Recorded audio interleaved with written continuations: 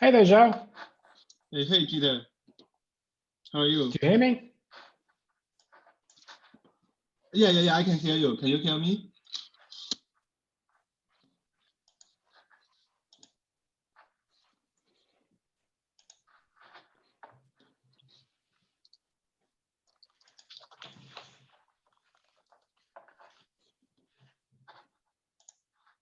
Hello. I can't hear you, Joe.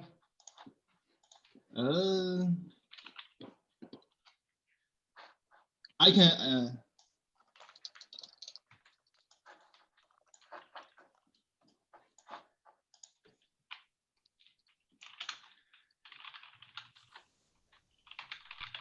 Hello. Hello. Hello.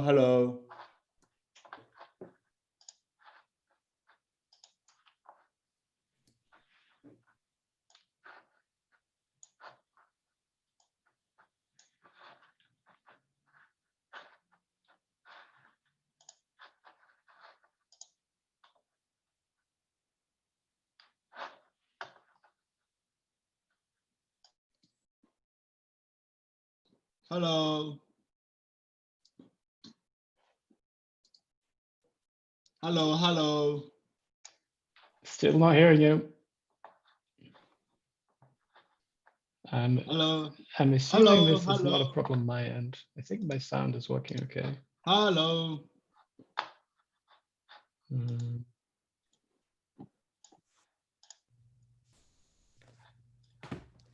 Hello. What about? Hey, Joe. Hello. Can you hear me now? Yeah, I've got it. Okay, so it seems that there's something wrong with my headphone then. Okay. You just switch from your headphones? Yeah, now I don't hear anything. Yep. Oh, what about now? Yep, that's good. Okay, so it seems that the airport is still fine. Okay. Yeah. Cool. Okay, sounds good. How are things with you? Good. Yeah. Nice to have you here. Shame it couldn't be. Yeah. We had a curfew last night and tonight. Like last night and the night before the last night. You had a curfew? Yeah. Here in Chicago. Yeah, but otherwise it's fine. Yeah. You're in Chicago. Yeah. Right. So yeah, things are going pretty crazy in the US right now. Yeah. You're just staying home even more than usual. Yeah, exactly. Yeah. Let me try to share. Let me try the share screen. Yeah, go for it.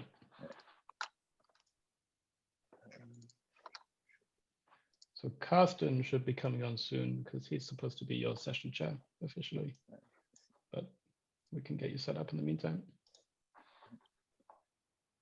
Are you able to see some screen? Yeah. Like okay. Because I have two screens. I want to make sure that the correct screen is. I just see the slides and can see your mouse pointer as well. Okay, nice. That's nice.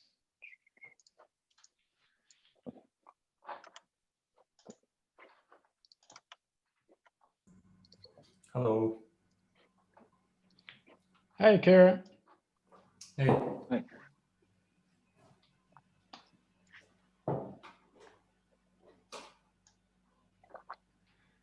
So Peter, am I correct about the schedule on Thursday?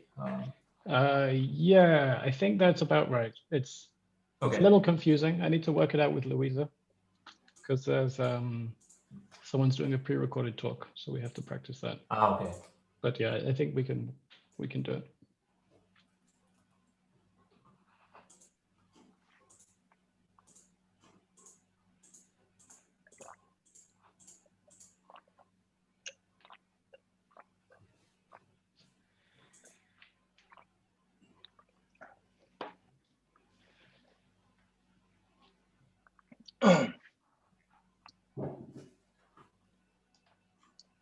Yeah, I've been reading like your recent papers. They're pretty cool. Which one? Like silent stuff. Yes. Yeah. Well, you'll be hearing a whole hour about that later on. I'm very excited to hear something about that too. Yeah, but we didn't quite manage to get the new one on ePrint yet, unfortunately. But that means it's just even newer when I talk about it. Exciting, exciting, exciting. Are you outside, Custom? Yeah. I Nice. was actually I'm not sure if I should get some sunglasses or not. I don't know if within the next hour the sun comes around. But I would find it a bit too weird to sit here on the panel with my sunglasses on. So yeah, not gonna do that.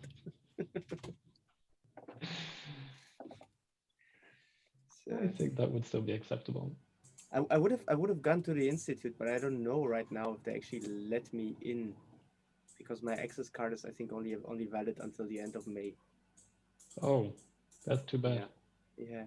And I guess it is a holiday today, so it's all going to be closed. It is quite a holiday today, yes. I mean that's also why I'm like colorfully dressed, right? It's a holiday, so. It's like not quite for holiday. Sorry? No, I'm asking you whether that's reserved for the holiday or it's a. No, I think it's not reserved for holidays. If I'm honest, yeah. I got infected with that when I was in Bristol for half a year, and by Nigel. And since then I couldn't find any remedy to get me rid of that. So Peter, the stuff you're gonna talk about is that's what you were just submitting. A few weeks ago, yeah, it's actually a mix. It's a bit of that and a bit of some of the older stuff. The abstract online is not totally accurate. Maybe I can change that. Okay. And Zhao, for you, it's the S&P paper, right? And the follow up, like a more concretely secure version. Yeah, because I only saw that the S&P paper was accepted. That was the first one, right? I didn't. Yeah. Is the other one also accepted by now, or? Yes. And to crypto. Okay, cool. Yeah. So that one is like is to make it more secure in some way. Yeah. Interesting. Looking forward to that. Good to see what's going on there. Yeah, it's kind of I probably should make the comment after the talk so that more like other people can understand like what I'm thinking about. Yeah, can you please repeat that? It was a bit difficult to understand. Okay, I was just saying that like, I was about to say something about the paper, but I feel like I probably should delay after the talk. Yeah. I think it's fine. It's fine if you spare your comments. If you give your comments in, let's say 3 to 4 minutes from now. I was just it's just my curiosity. Yeah. So like it's kind of interesting that like because our second paper is more about the concrete security. So let's say given a primitive, what's the complexity that the adversary can actually break the scheme? And it's kind of it seems like in many cases like at least in the MPC field we haven't thought too much about it in most of the schemes. For example, if we implement some scheme, if somebody asks what's the concrete security, it's not clear. Let's say if we pick any like parameter, let's say the length of the garble labels, like if somebody asks somebody else like why you pick this number, what does it mean? It's not clear. Like anybody have a clear answer. I mean, it is that most of the schemes are so complex that everybody was too afraid to do a concrete analysis, right? Pulling the actual constants through the arguments to see what the parameters actually are. I remember that at some point I was I was thinking about like, okay, what are the concrete parameters you need for speed preprocessing? Like for what guarantees do you need from the zero knowledge proof and so on and so forth. And I was asking around, and the responses from some people were like, "Yeah, it's just do like 40 bits, 80 bits, 128 bits. It's gonna be fine." Did anybody ever do the analysis? No, it should be fine. Well, but I think the problem is even more than just the constant. Like, because like in most MPC analysis, our claim is that like the indistinguishability, as long as it's negligible, it's fine. But the definition of negligible is polynomial. It's like in most cases it's some polynomial over let's say over 2 to the k or something, and even the degree of the polynomial is not clear. Yeah, sure. I agree. That's like one step worse than just constant. Yeah, what's the meaning of that polynomial if in the denominator you have 2 to the 40, right? So that's a very good point. It's good that not too many people who do attacks or like practical attacks have ever looked too closely at the assumptions that people have been doing there, and they've broken the protocols for the current parameters because nobody did the proper security analysis. I think we're very lucky, and I do not want to encourage anyone in the audience right now to ever do that. Well, we did so essentially in what I'm going to talk about, we actually did something like this. We showed that actually using fixed key AES, the governing scheme actually is not as secure as we thought. It's not secure as I thought. I should say that. Okay. I'm not sure let's say if you use just 128-bit labels, it doesn't mean 128-bit security at all. Yeah, seems obvious, but we almost never think about that. Yeah, that's a good point, and it's even more important, right? If you think that now, like, this stuff is getting so fast that you can actually use it for something, right? And if people implement it according to the security proofs that we have, then you don't actually get the security guarantees that you want, right? So it's actually quite dangerous. Yep. So Peter, what do you think as TPMPC Grandmaster? Should we wait 2-3 more minutes? I guess we could give it another minute or two before we start. Yeah, seems like there's I already spoiled the whole talk, so yeah. Sorry? I already spoiled the whole talk, so that's fine. That was the it's like the trailer for the talk, right? It's like watching a trailer on YouTube for a movie, and now it's like but like there's still the tension of like, what is the argument gonna be? How will it be resolved, right? If you want to know it, pay $2.9. Yeah, yeah. Pay $59 to Springer to read the paper, right? Yeah. But there's also tension, right? So it's like how will it be resolved, right? How is the hero gonna save gonna save the day in the end? So yeah. But wait, just out of curiosity and unrelated to that, aren't there like papers that simplify concrete instantiation of protocols by simplifying the actual security analysis? What do you mean? Like simplify the? Like they give you tools at hand to like make a much easier estimation of the security parameters. I'm not sure about things like this, at least in the MPC world. Yeah, probably because, as you said, like things are too complicated.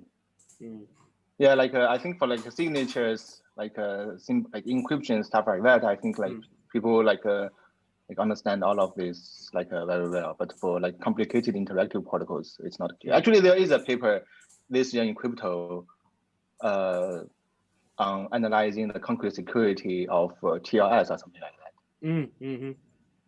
Yeah. So that's like something interesting, but I haven't read the paper yet. So, yeah, I think, yeah, it would be interesting to look at what that contains. Yeah. Shall we? Yeah, probably about time. Well then, as we're already live on YouTube, and Dragos claims this is the MPC podcast. Fair enough. Yeah. So today it's our great pleasure here at TPMPC to have Xiao Wang give a extended talk. So Zhao got his PhD from Maryland under supervision of John Katz, and is now an assistant professor at Northwestern. And if in the past 6-7 years you have ever looked at any protocols for efficient 2PC, MPC, ORM, PSI, zero knowledge, and so on and so forth. So basically, if you looked at any of these papers, there's a very good chance that Xiao was involved in this. So that's why I'm very happy to see his talk now about his most recent results. So Xiao, take it away.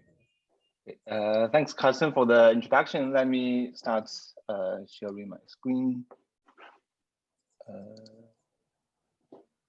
It looks good. Okay. Yes. Let me move. So again, I'm Xiao. So today I'm going to talk about concretely secure multi-party computation.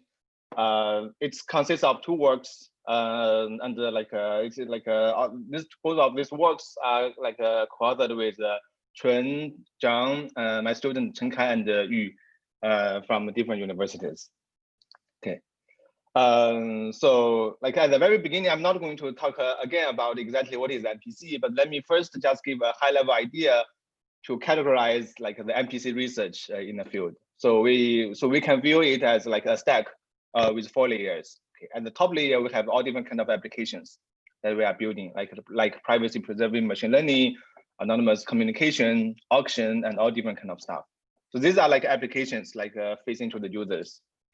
And all these applications are usually built on different kind of protocols or key building blocks. These building blocks can be coupled circuit, WS transfer, all different kind of triples, all different kind of OLE, VOLE, and all more building blocks. And these building blocks are in turn built with some kind of assumption or trusted setup. Okay. So for example, we might need some kind of assumption, computational assumptions like DDH, LWE, and all different kind of stuff, all trusted setups like random oracle, CRS, or stuff like that, and all probably we also need very likely we need some kind of PRF, memory function, or different kind of symmetric primitives. Okay, and but up to now everything is more on paper, right? When we say random oracle, it's just a trusted setup, and in practice we need to implement them. And when we implement them, we need to choose all different kind of instantiations. For example, for DDH, we need to choose the group. For random oracle, we might, for example, we can choose instantiate random oracle using SHA-256 or SHA-3. And for example, for PRF, we can instantiate using AES and all different kind of choice of instantiation. Okay, so most proofs, I would say almost all proofs that we have been writing and all the proofs that we have been seeing, they mostly cover the first 3 layers. Okay, so for example, we have applications, they might be built on protocols, and if the protocol is secure, then the application is secure. And that's also the case from the assumption layer to the protocol layer. However, when we get to the implementation instantiation, things get actually very dangerous and messy.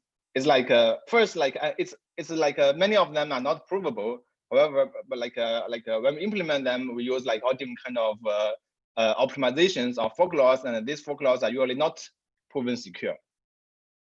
So over here, this is essentially the kind of the danger zone that can cause different kind of problems in the proofs and in the implementation.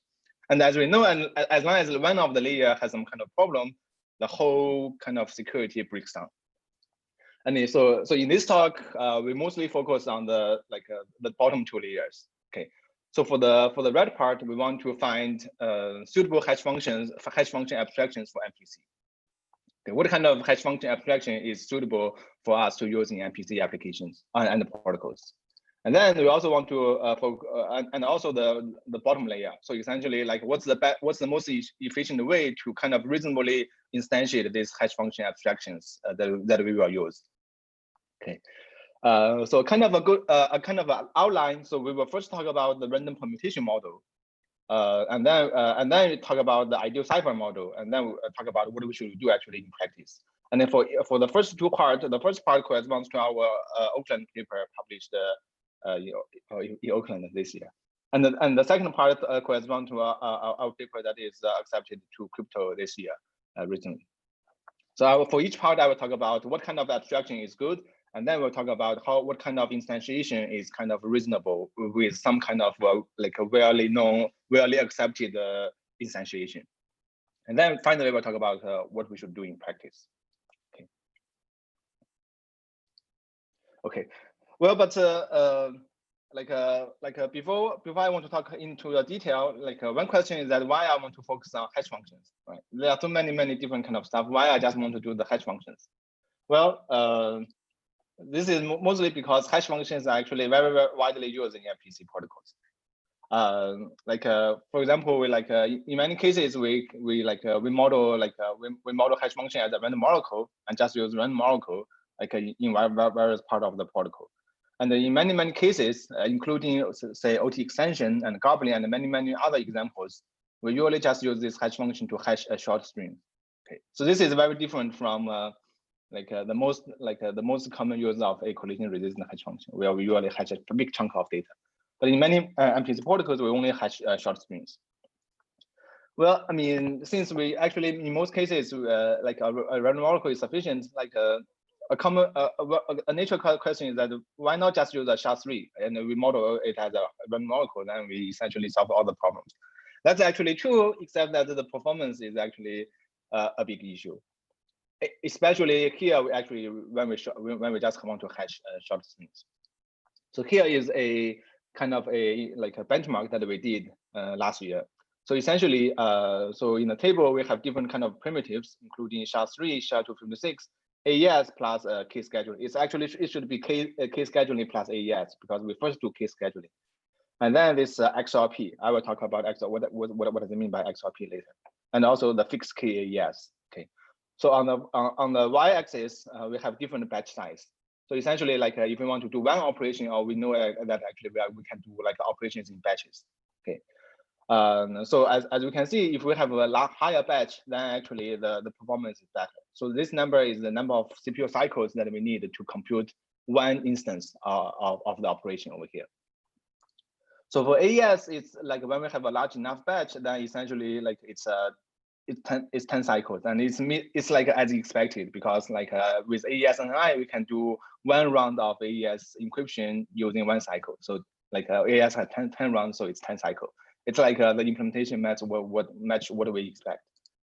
So XRP is a recent construction that actually is indifferentiable from random oracle. Okay, so this is probably indifferentiable from random oracle. It uses two. It essentially is XRP actually stands for XOR permutation. So it takes two random permutation and then XOR the result. And then they can actually show that if the two random permutations are independent, then actually the result is indifferentiable from random oracle. So we can, for example, if we assume that the fixed key, if we model a fixed key ES as the random permutations, then essentially XRP can be implemented in this way, with fairly good with reasonable it's a reasonable instantiation. And in this way, where the performance is about is 22 cycles per operation. This also meets the expectation. Well, I mean, right? It's 2 AES would take 20 cycles, and there's some kind of overhead. So this also is also good. Okay. And then we have AES plus key scheduling. Okay, so this is still reasonable. So here I already this number already incorporated the optimization done by Goron et al. Forgive me if my pronunciation of the last name is wrong. So essentially over here they have optimizations where they can optimize the key scheduling part using AES and I. I'm going to talk about it a little bit more afterwards. So, but here you just need to understand that, okay, so it's actually also reasonably fast. But when we go to the SHA-LAN, the things becomes much slower. Okay, for example, for SHA-256, it requires about 600 cycles to hash short strings, 128. Why that's the case? Well, SHA, all these SHA hash functions are designed to hash large chunks. For example, for SHA-256, they actually take 512-bit chunks as input. So like a hashing short strings is of course not going to be efficient. I mean, also like they have much more round than a fixed KES. Even if we use actually SHA, for example, SHA-NI, it can only be accelerated by like 3 times, but no more than 3 times. So you can see actually that's still going to give us like roughly a 20 times gap between SHA-256 and the fixed KES. So the gap is still large. And for SHA-3, it's even higher because it's I don't think there's any kind of hardware native instruction support for SHA-3 at this moment. SHA-3 is actually, I think SHA-3 is faster than SHA-256 for large chunk of data, but for small chunks, I don't think it's actually faster. Yeah. Okay. So we can see actually there is a very big there is a very strong motivation for us to use like AES based construction for hash functions that is being used we use in MPC protocols instead of use SHA. But how to do it securely and like kind of a nice way is actually unclear. That's like the part that we want to focus on here. Okay. So let's first talk about the random permutation model. Okay. Let me first give a little bit background on exactly like what does it mean by random permutation model. Like I believe like probably like many of you like don't know much about the like symmetric key as I was like 2 years ago. So we can go into we can get some background first. So essentially, we assume that actually we have a access. Everybody has access to a fixed permutation. Okay. So this permutation takes a like 128 like a n-bit string as input and output an n-bit string. And this permutation like is a kind of a fixed permutation.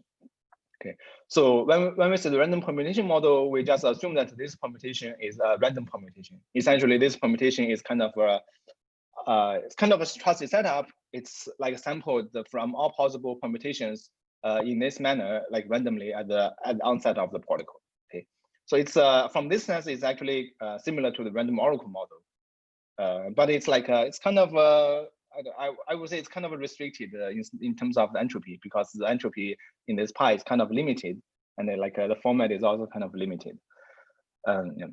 And then for the attacker like everybody actually have oracle access to the random permutation or the inverse of the random permutation. So we can do forward and backward access to the permutation. Okay, so in practice, for example, we can instantiate random permutation using AES, where the key is a fixed and a public key.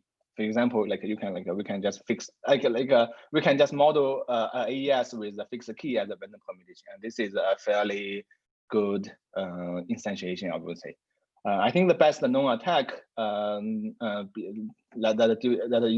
distinguish a fixed KES with a random permutation can only attack a 7-round AES. So we still have like a 3-round margin in that sense. So it's kind of a pretty good instantiation, like a instantiation in this sense. However, how to get more from random permutation is still not clear. So the use of random permutation, as far as I know, in the MPC world, was originally proposed advocated by the Just Garbo paper, published in Oakland 7 years ago. Okay, so it shows that for the first time actually gobbling can be so fast, so much faster than people thought before. So it's a very nice paper.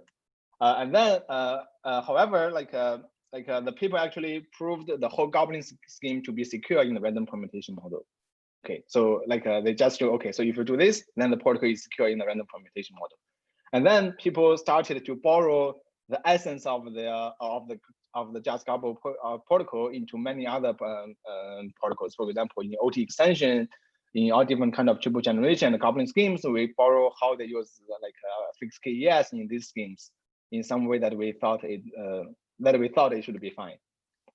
Yeah. What does it mean exactly? Let me give a overview on what's the picture. Okay. So remind that we have 3 layers. Okay, protocols, assumption, trust, and setup, and the implementation instantiation. Okay. So here, let me just focus on 4 set of schemes. Okay. Passive OT extension, active OT extension, Just Garbo, and half-gate. Okay. In the middle ground, so we first have a correlation robust hash function. Okay. So this, as far as I know, the first paper that I thought this concept to be mentioned was the ICANN OT extension paper, where they actually proved that actually the OT extension is secure in the correlation robust, with the correlation robust hash function. Okay. So actually, the passive OT extension is indeed secure with the popularly defined correlation robustness, but there are many variants of correlation robustness. And for the active OT extension, the proof is kind of I would say problematic, depending on what kind of correlation robustness that we actually use. Whether we have a tweak with it is a particularly important problem, due to some kind of descriptions of the protocols that we use, and this would be clear later on. Okay, and in terms of how to instantiate this correlation robust hash function, the best probably way that we know is actually random oracle. And we know that it's actually much weaker than random oracle. For example, correlation robustness is actually a standard. It's not it's something that can be instantiated, but the random oracle can never be instantiated in some way. So it's definitely kind of weaker than the random oracle, but we don't actually have any proof of provable construction of correlation robust hash function beyond actually just beyond just using random oracle. Okay. And on the other hand, we know, as I just mentioned, that Scarborough is proven secure in the random permutation model. Okay. And in terms of half-gate, so half-gate is actually proven secure in some so-called it's a relaxed circular correlation robustness. So this part is solid. However, that definition of circular correlation robustness is actually cannot be proven secure in the random permutation model. So actually, actually in our paper, we actually showed that this concept is actually too strong in the sense that it will never be proven secure, and any construction that satisfies this notion cannot be proven secure in the random permutation model with a polynomial bound. So this part is somewhat problematic. Okay, and in the end, random oracle can be should be instantiated with, say, SHA-256, and random permutation can be instantiated with fixed KES. So this is what's on paper. Okay, so this is what's probably known and what we are supposed to do in practice. However, in practice, what we do is that, okay, so we are going to just instantiate everything with fixed KES because of the high performance it gives. For the correlation robustness, we instantiate with a fixed KES. For the active OT extension, we actually also instantiate with a fixed KES. And for this, we also just essentially we kind of use our intuition, just use fixed KES for essentially everything. As long as it looks like a hash function, we use something that looks that seems to be fine. Okay. Yeah. Okay. So it's definitely not something that we want to this is definitely something that we want to fix, and so let's try to fix it. Okay. So let me first give a high-level idea about the result of the fix. So essentially, we show that actually the active OT extension can be proven secure in a tweakable correlation robustness hash function. Okay. So if we have an explicit tweak, and if the definition is correct, then actually the proof goes fine. And then we show that actually the half-gate is secure, although it's not secure in the relaxed circular correlation. So we can actually directly prove the security of half-gate in this so-called circular correlation robustness by modifying the scheme a little bit. Okay. And then we show that, okay, so all this concept can be proven secure in the random permutation model. So there's so this scheme, all these hash functions can be proven secure in the random permutation model. And the random permutation can, of course, be instantiated with, for example, fixed KES. Okay. So let me. So now it's probably a good place for me to introduce a little bit more about correlation robustness. Okay. So essentially, correlation robustness can be viewed as a way to construct PRF. That's how I view it. Okay. So let's say if we said that a function is correlation robust, essentially it means that we can construct a pseudo-random function using this way. Okay. So if we have a PRF, we can construct the PRF by just XOR the key and the input and hash it, and the result and this should be a pseudo-random function. If this is true, then H is a correlation robust hash function. This is just like this is the one way to view correlation robust hash function. Okay. So this is actually like a stronger version than the version that it was originally defined by Ishai et al. It's so this version is stronger in the sense that the original version that was proposed in Ishai et al. Is kind of essentially the same, except that they are saying that H is correlation robust if the PRF is a weak PRF. Okay, it's a weak PRF that essentially means that it's secure as long as X is random. But here we are saying that okay, we don't want that constraint. We want to remove that constraint. So a slightly stronger version was later proposed in this paper, and essentially over there they are saying that okay, so they want to extend the input length larger than n bit. And also also show that okay, so as long as the input, as long as K has like limited entropy, then like everything is fine. Okay, so over here and then when we have trigger like a correlation robust, we can also define tweakable correlation robust. Okay, so tweakable correlation robust essentially it's kind of the same except that we have a tweak, and here we're just saying that okay, so if we have the tweak, then the resulting PRF, the resulting function defined in a similar way is still a PRF. Okay. So here we can see that okay, so the key difference is that we have a tweak, and the tweak is not XORed with the key. Okay, so if I is also XORed with key, then then tweakable correlation robust essentially is a correlation robust with a longer K. Okay, so here it's not the case. Okay, so I is not XORed with K. Okay, so these are the two concepts. Yeah, as I said, so over here we don't want to put any restriction on X and I. I mean, so that it's actually nicer to use, and also it actually support adaptive queries. Adaptive queries in the sense that the adversary can query this in the PRF game, the adversary can query the PRF, get some result, and then submit the next query to the oracle. Because remind that we want to show that this is the PRF, so we need the PRF thing. Okay, so our construction was based on a well-known construction called Matthias, Meyers, and OC's MMO. Okay, I'm just going to use MMO. MMO was originally proposed as to be used as a one-way compression function for the Damgard Merkle Damgard construction. So it looks like this.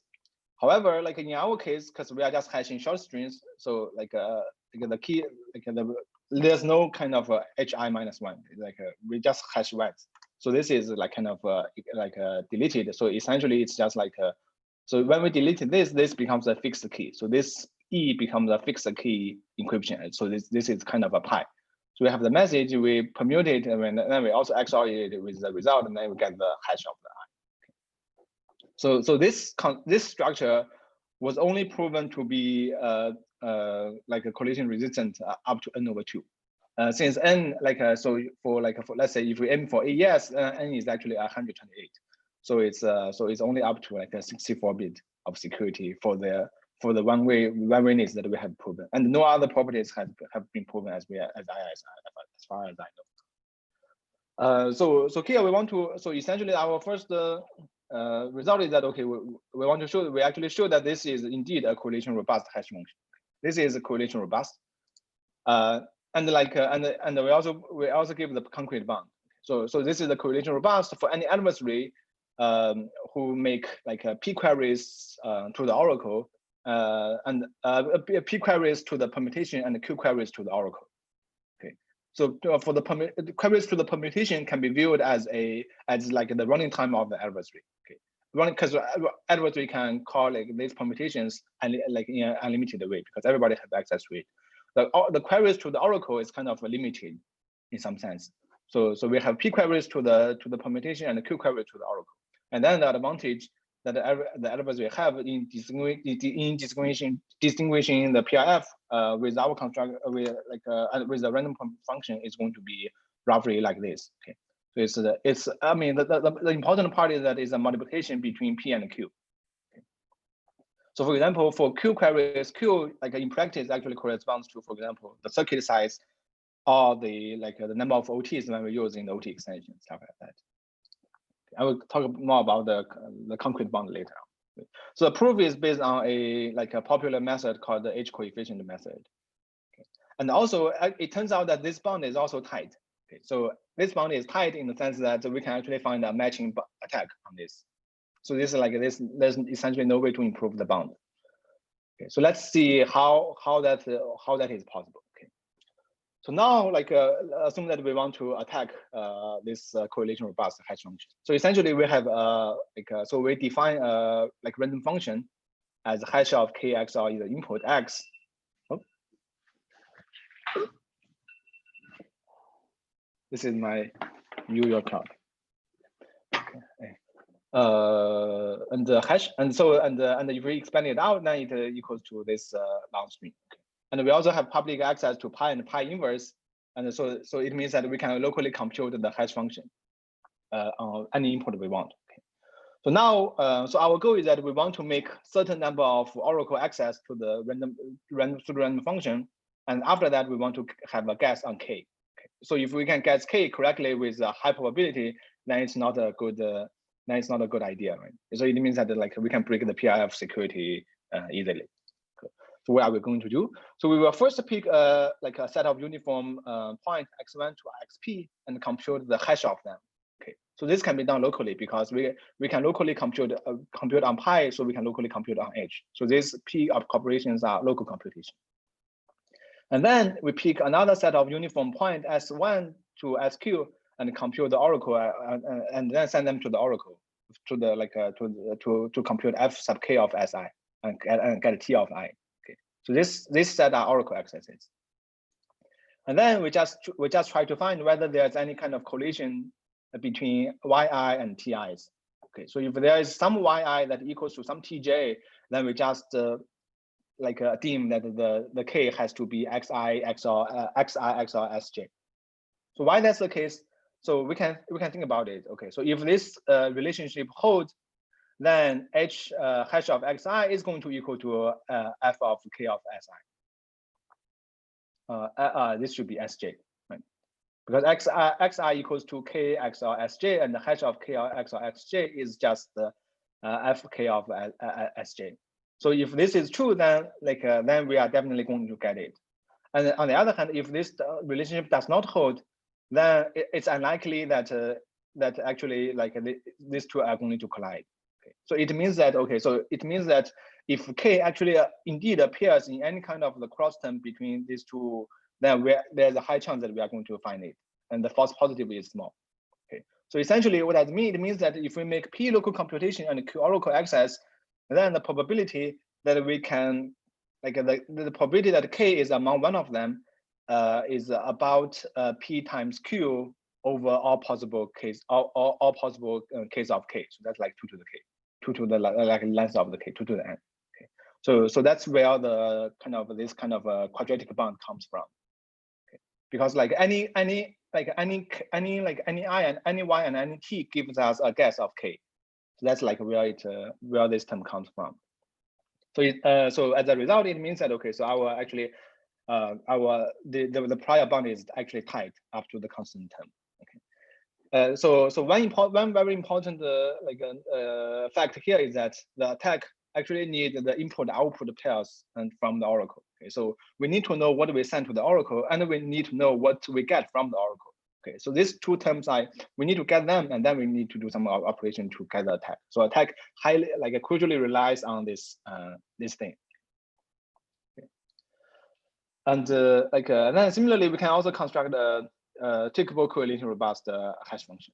So so it looks like this, and we can actually prove the security of this, also using edge coefficient method. Okay, so it's not only a tickable correlation robust, it's also tickable circular correlation robust. So we get both properties within within a single structure. So in this structure, we actually just need 2 permutation calls because we can just compute pi x once, and then compute the second pi once. So it's actually just need 2 permutation calls. Okay, and so this structure also suffers from kind of a quadratic bound that we proved similar to the bound that we proved before.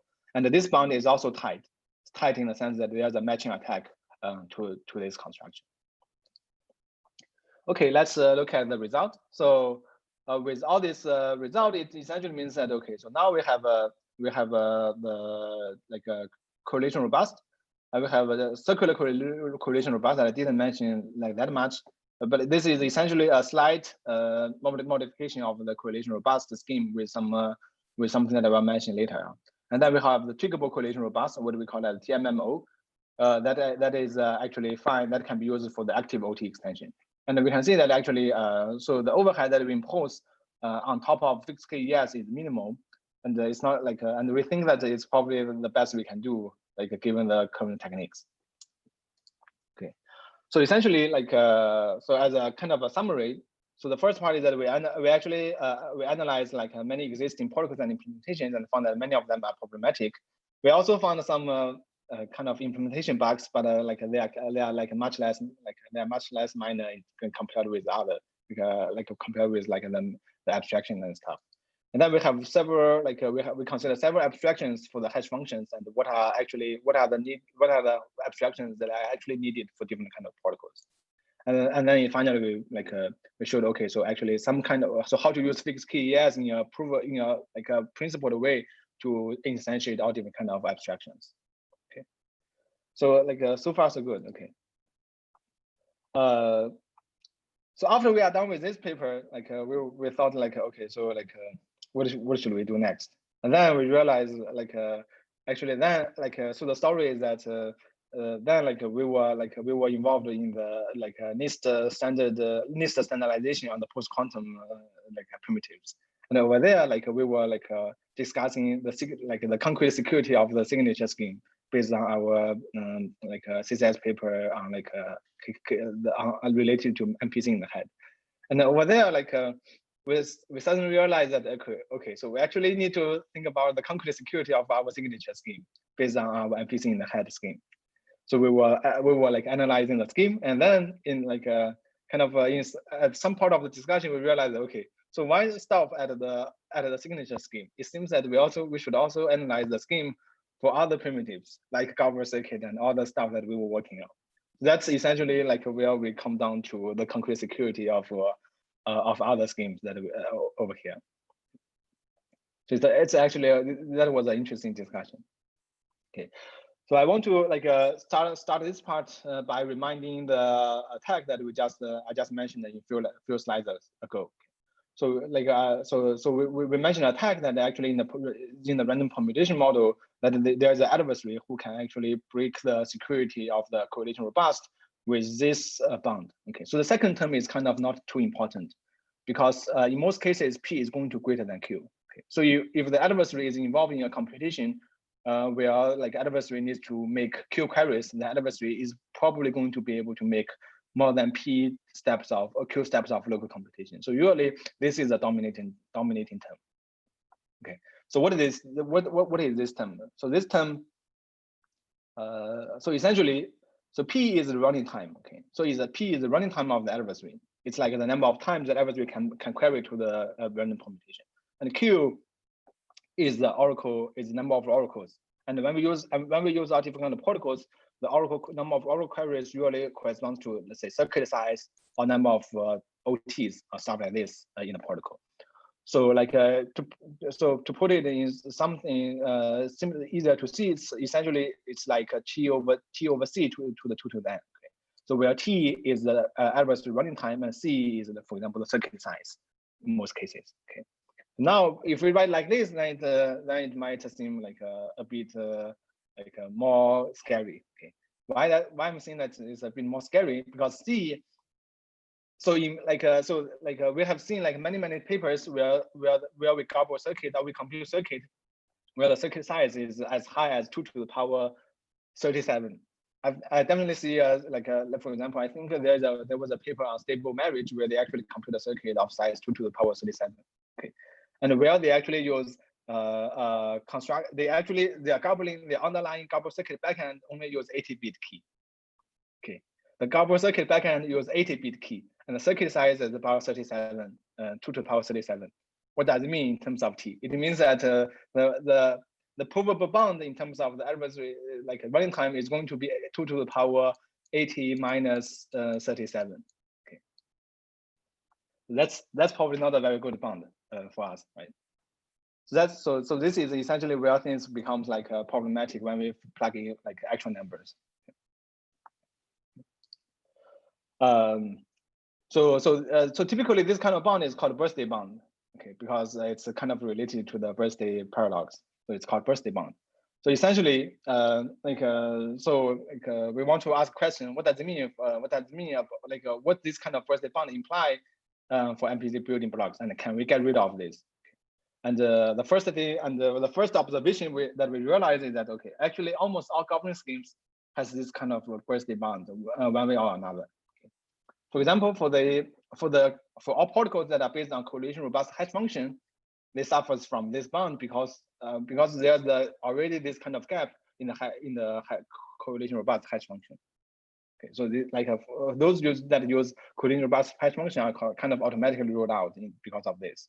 If we use a AES to instantiate correlation robust hash function, and those actually based on standard PRFs also suffers from this bound.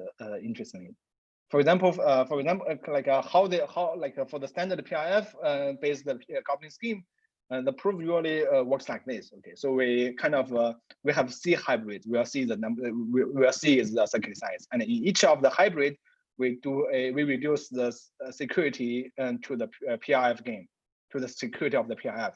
So in each hybrid, we actually need a kind of a T over 2 to the N like a gap because we invoke the security of the PRF, and we need to do it for each gate. So that's kind of, it seems it's like a union bound across all the PRFs, but in the end, that's what we can prove. Okay, it's like there's no matching. Actually, the interesting thing is that there's no matching bound on this kind of schemes. There's no matching attacks on this kind of schemes, but the best provable bound is actually a birthday bound. So that's actually something interesting. It's like if somebody can actually come up with a way to analyze or probably a way to fix it, that would be nice. Like so essentially the gap between what's provable and what's attackable. Okay, so over here. So if we actually use random oracle, then probably things are fine. Like we should be able to like prove something something beyond birthday bound security, because with kind of a fancy kind of primitive, we actually do not need C hybrid. We can actually swap. We can actually kind of just in one hybrid, swap all the gates from a real gate to kind of simulated gate in some way.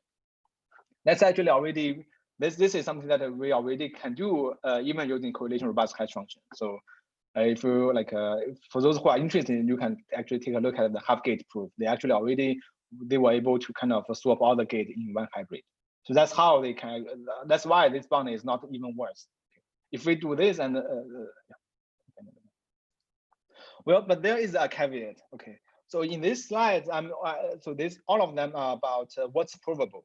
Okay, and as I said, what's provable doesn't mean that it's actually the security that we can achieve. It might be the case that there's no attack matching that bound, mostly just because, for example, the way that how we modularize all the construction. It is possible, for example, by using correlation robust hash, in gobble circuit, we might be able to get better bound, because actually in the gobble circuit, we are not using correlation robust hash as it is. Okay, so the adversary only has a very restricted. We are only using it in a very restricted way. In particular, for example, in the MMO attack that we mentioned previously, the attack actually requires input and output pairs to the oracle.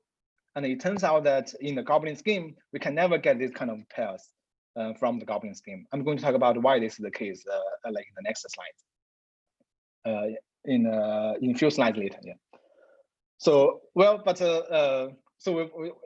we want to put a conclusion on this. So it turns out that actually there is an explicit attack. Okay.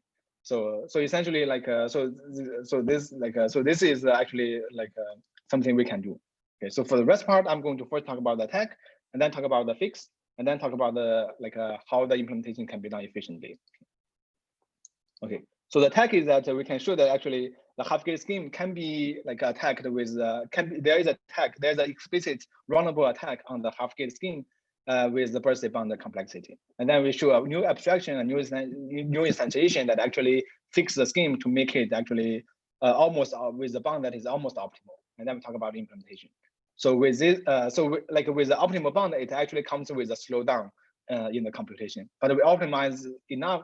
We optimize it enough such that we can still make like about 100 million calls per second for the hash function, and can gobble about like 24 million AND per second using this improved scheme. So it's I believe that the speed is almost enough for any like a practical use, unless you if we use like correlation robust, we probably can get let's say like 30 million or something like that. But I don't think that that kind of difference actually makes sense given the like security that we can improve.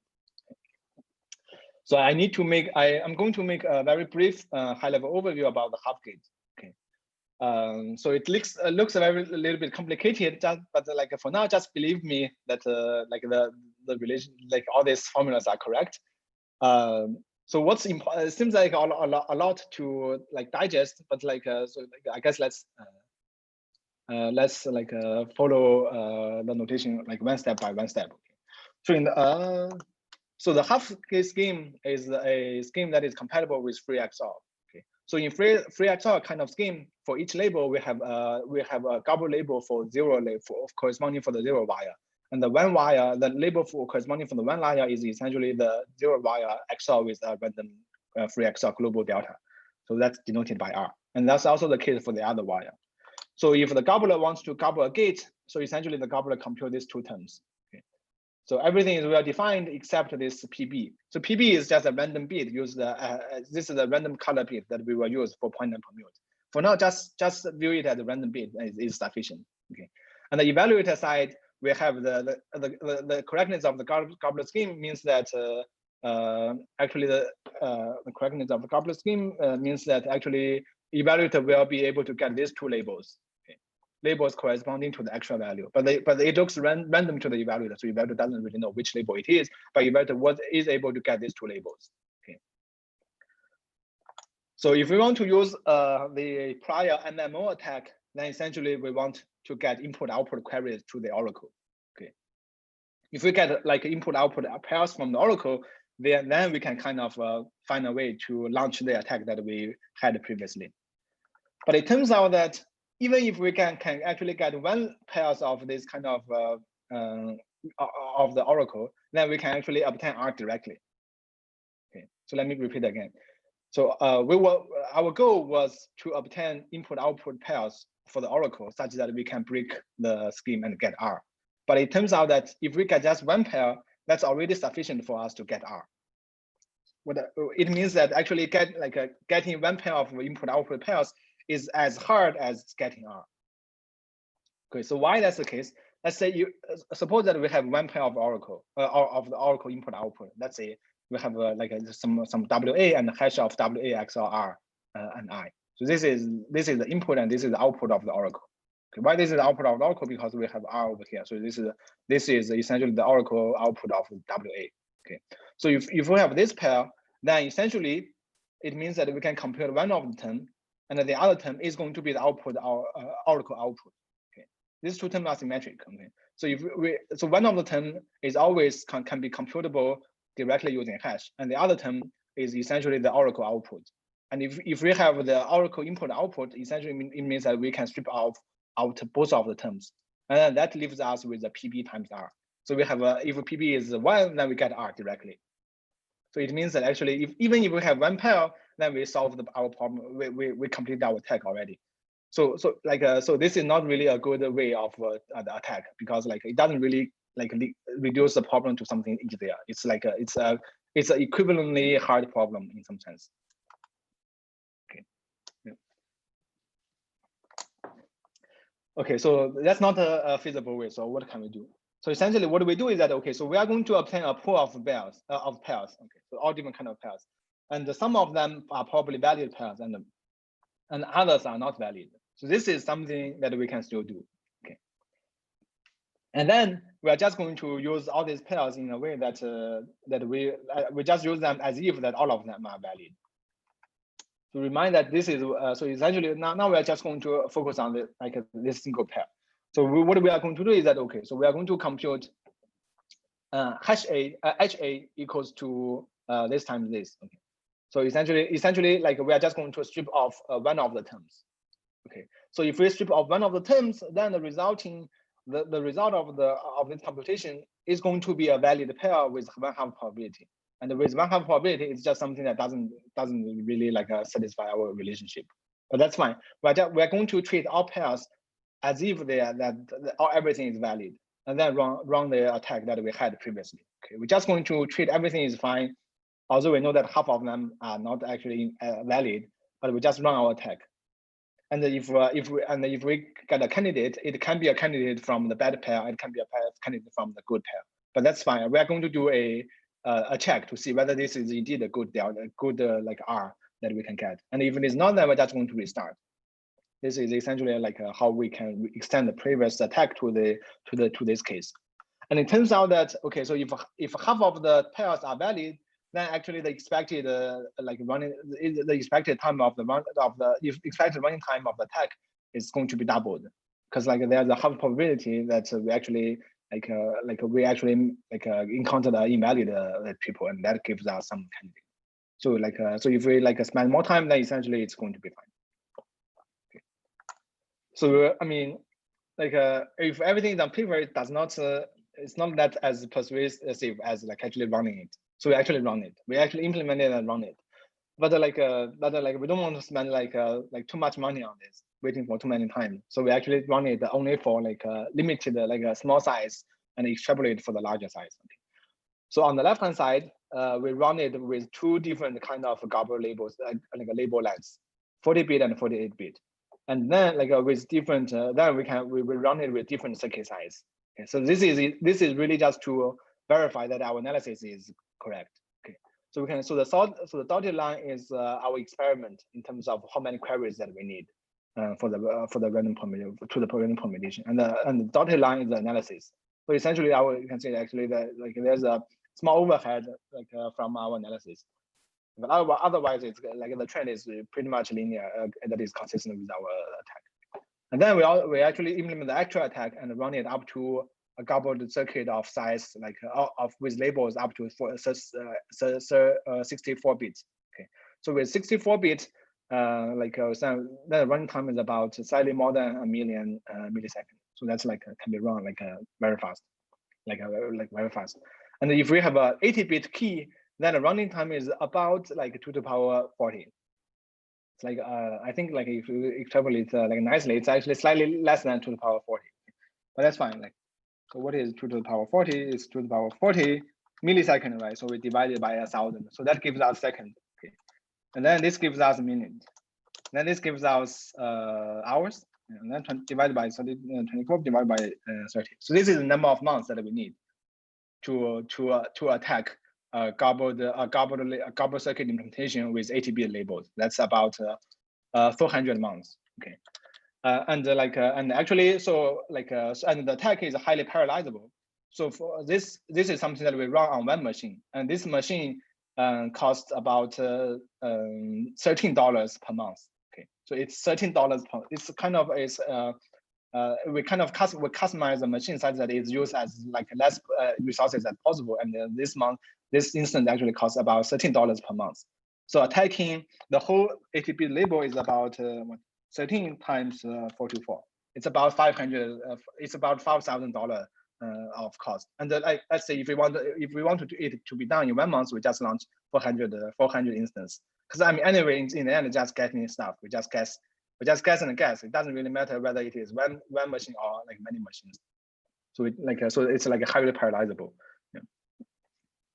So it's actually a actual threat if we use 80 bits. It's something that can be actually concretely run using just some Google Cloud weak machines like this with one core.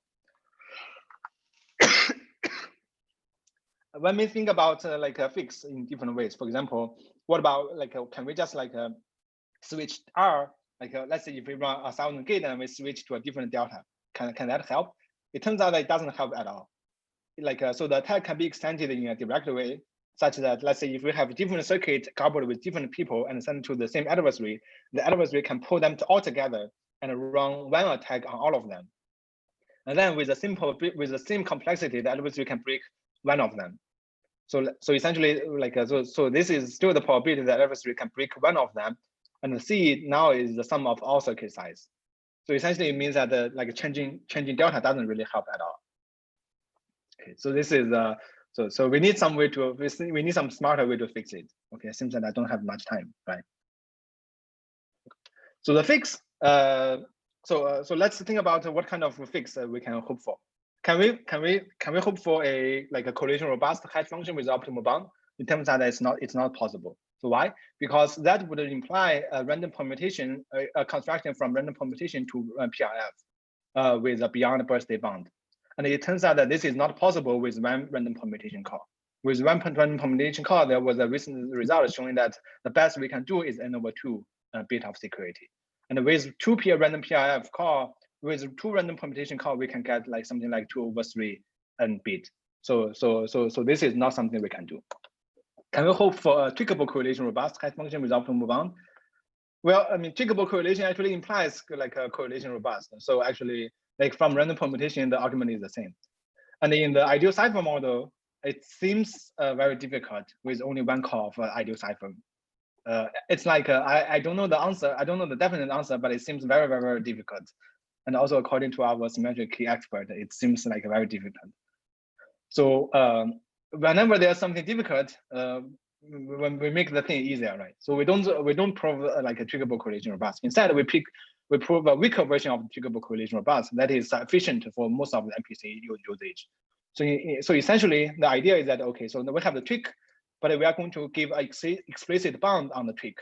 So essentially, for example, we can say okay, so we have the tweakable correlation robust, but the tweak will be reused for at most 2 times, for example, and this is already sufficient for gobbling and OT extension. So we impose a small tweak on the bound, and it turns out that this is kind of the suitable level of weakness that we can use. It turns out that okay, with this kind of bounded query tweakable correlation robust, we can fix everything on the back with the optimal bound. Essentially, now our construction looks like this. Okay, this E is the ideal cipher, and we have so now we have put the tweak as the key, and the rest part looks very similar to the MMO construction. Okay. So we can prove secure that if E is the ideal cipher, then actually the adversary's advantage is bounded by this. Okay. Actually, we can prove slightly better than this, but this is like a kind of simplification. So this U is the bound on the use of the tweak, and in practice, U is very small, like 2 or 3. And so here, you see, we can actually have P plus Q instead of P times Q. So this is where we can get an optimal bound. Okay. I mean, if we want to suppose circularity, that's easy. Just like for any scheme over here, all the previous correlation robust scheme, just replace hash of X to hash of sigma of X, where sigma is something called linear orthomorphism. So linear orthomorphism is something very popular in symmetric key. Essentially, it means that sigma, it's an orthomorphism if sigma of X is a permutation, and the sigma X of X is also a permutation. If both of them are permutation, then it's called an orthomorphism. It's a linear orthomorphism if this function is linear. So it turns out that if we just replace this by this, then we support the circularity directly. Okay, so how to find this? I'm going to talk about it later. Okay, so that's the fix. So essentially, the key message is that okay, we can just do this.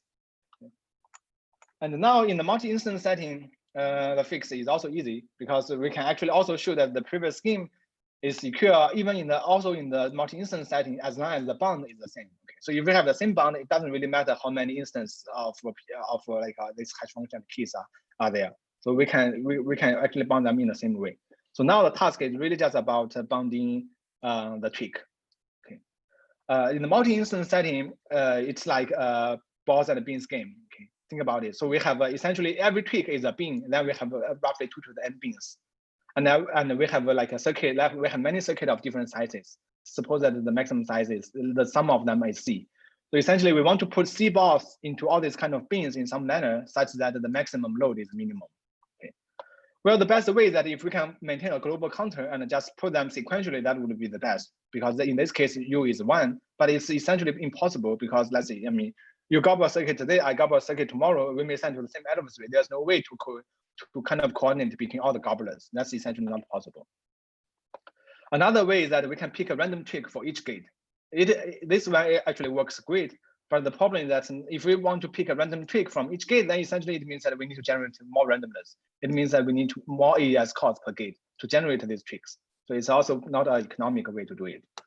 So it turns out that a very good way is that we can just pick a random starting point for each circuit. Okay, whenever we gobble a circuit, we pick a random starting point, and then just increase our tweak monotonically from this random starting point. And then it turns out that everything just works fine. And concretely, let's say if we have 128-bit labels, that's another. And suppose that the average you can get at most this number of gates, then the half gate scheme can be proven secure with this bound. So like essentially it's about 125 bit of concrete security. That's like pretty nice. Okay. Some implementation. Let me just go through them very quickly. So the first part is the linear automorphism. So essentially, like instead of using doubling is kind of expensive. We actually can use some. We actually prove that this is also a linear automorphism, and this is kind of very like SSE AVX efficient, because we essentially just want to swap the higher 64-bit and the lower 64-bit and then do an XOR. So it's kind of very efficient. Okay.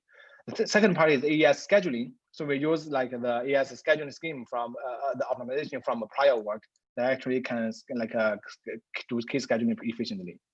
The implementation of TMMO, essentially we can, it turns out that because the tweak is in the key, we can actually batch all key scheduling like as a batch of 8, because it's kind of predictable when we increase it monotonically.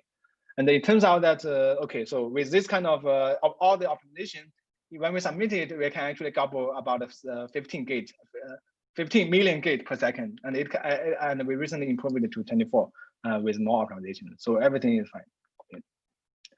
So the implementation suggestion is that, so now, regardless of whether it is semi-honest or malicious, you should always use tweakable version, and you should always use the one with the ideal cipher, unless you have like many different customized reasons. And this will give optimal bound and a reasonably good speed. And we should always randomize the starting point of the tweak, so that like the balls and beans attack bound as hold. And I mean, but actually all these optimizations are pretty complicated. So we actually provide some sample code over here where you can use them directly. So they are pretty much self-contained. Okay. So the bring home message is that if we use remember that whenever we use 128 key, don't claim that the concrete security is 128 bit. Okay, this is actually very misleading. If we use 128 bit, don't claim 128 bit security. Don't claim it, then it's fine. If you claim it, then there can be problem. And always, and there is actually a way to get almost optimal security in many of these hash functions. Some take-home questions. So I guess there's no time for Q&A. So let me just leave some questions for you guys. For implementers, ask yourself what's the concrete security of your implementation. For protocol designers, ask what's the concrete security of your protocol. Are you distinguishing between this security and this security? And in the end, like when we get the concrete security, we actually model AES as the ideal cipher. And it's not clear, and in some sense, I mean, the best attack against the differentiating AES and ideal cipher can work up to 8 rounds. So it's not clear, but for the random permutation, it's 7 rounds. So it's not clear, like what are we losing over here? Okay, so we have a provable better bound, but does it really mean a better bound in practice? Because this two assumption has a difference, right? So, but it's not clear. So that's our question. Okay, thanks.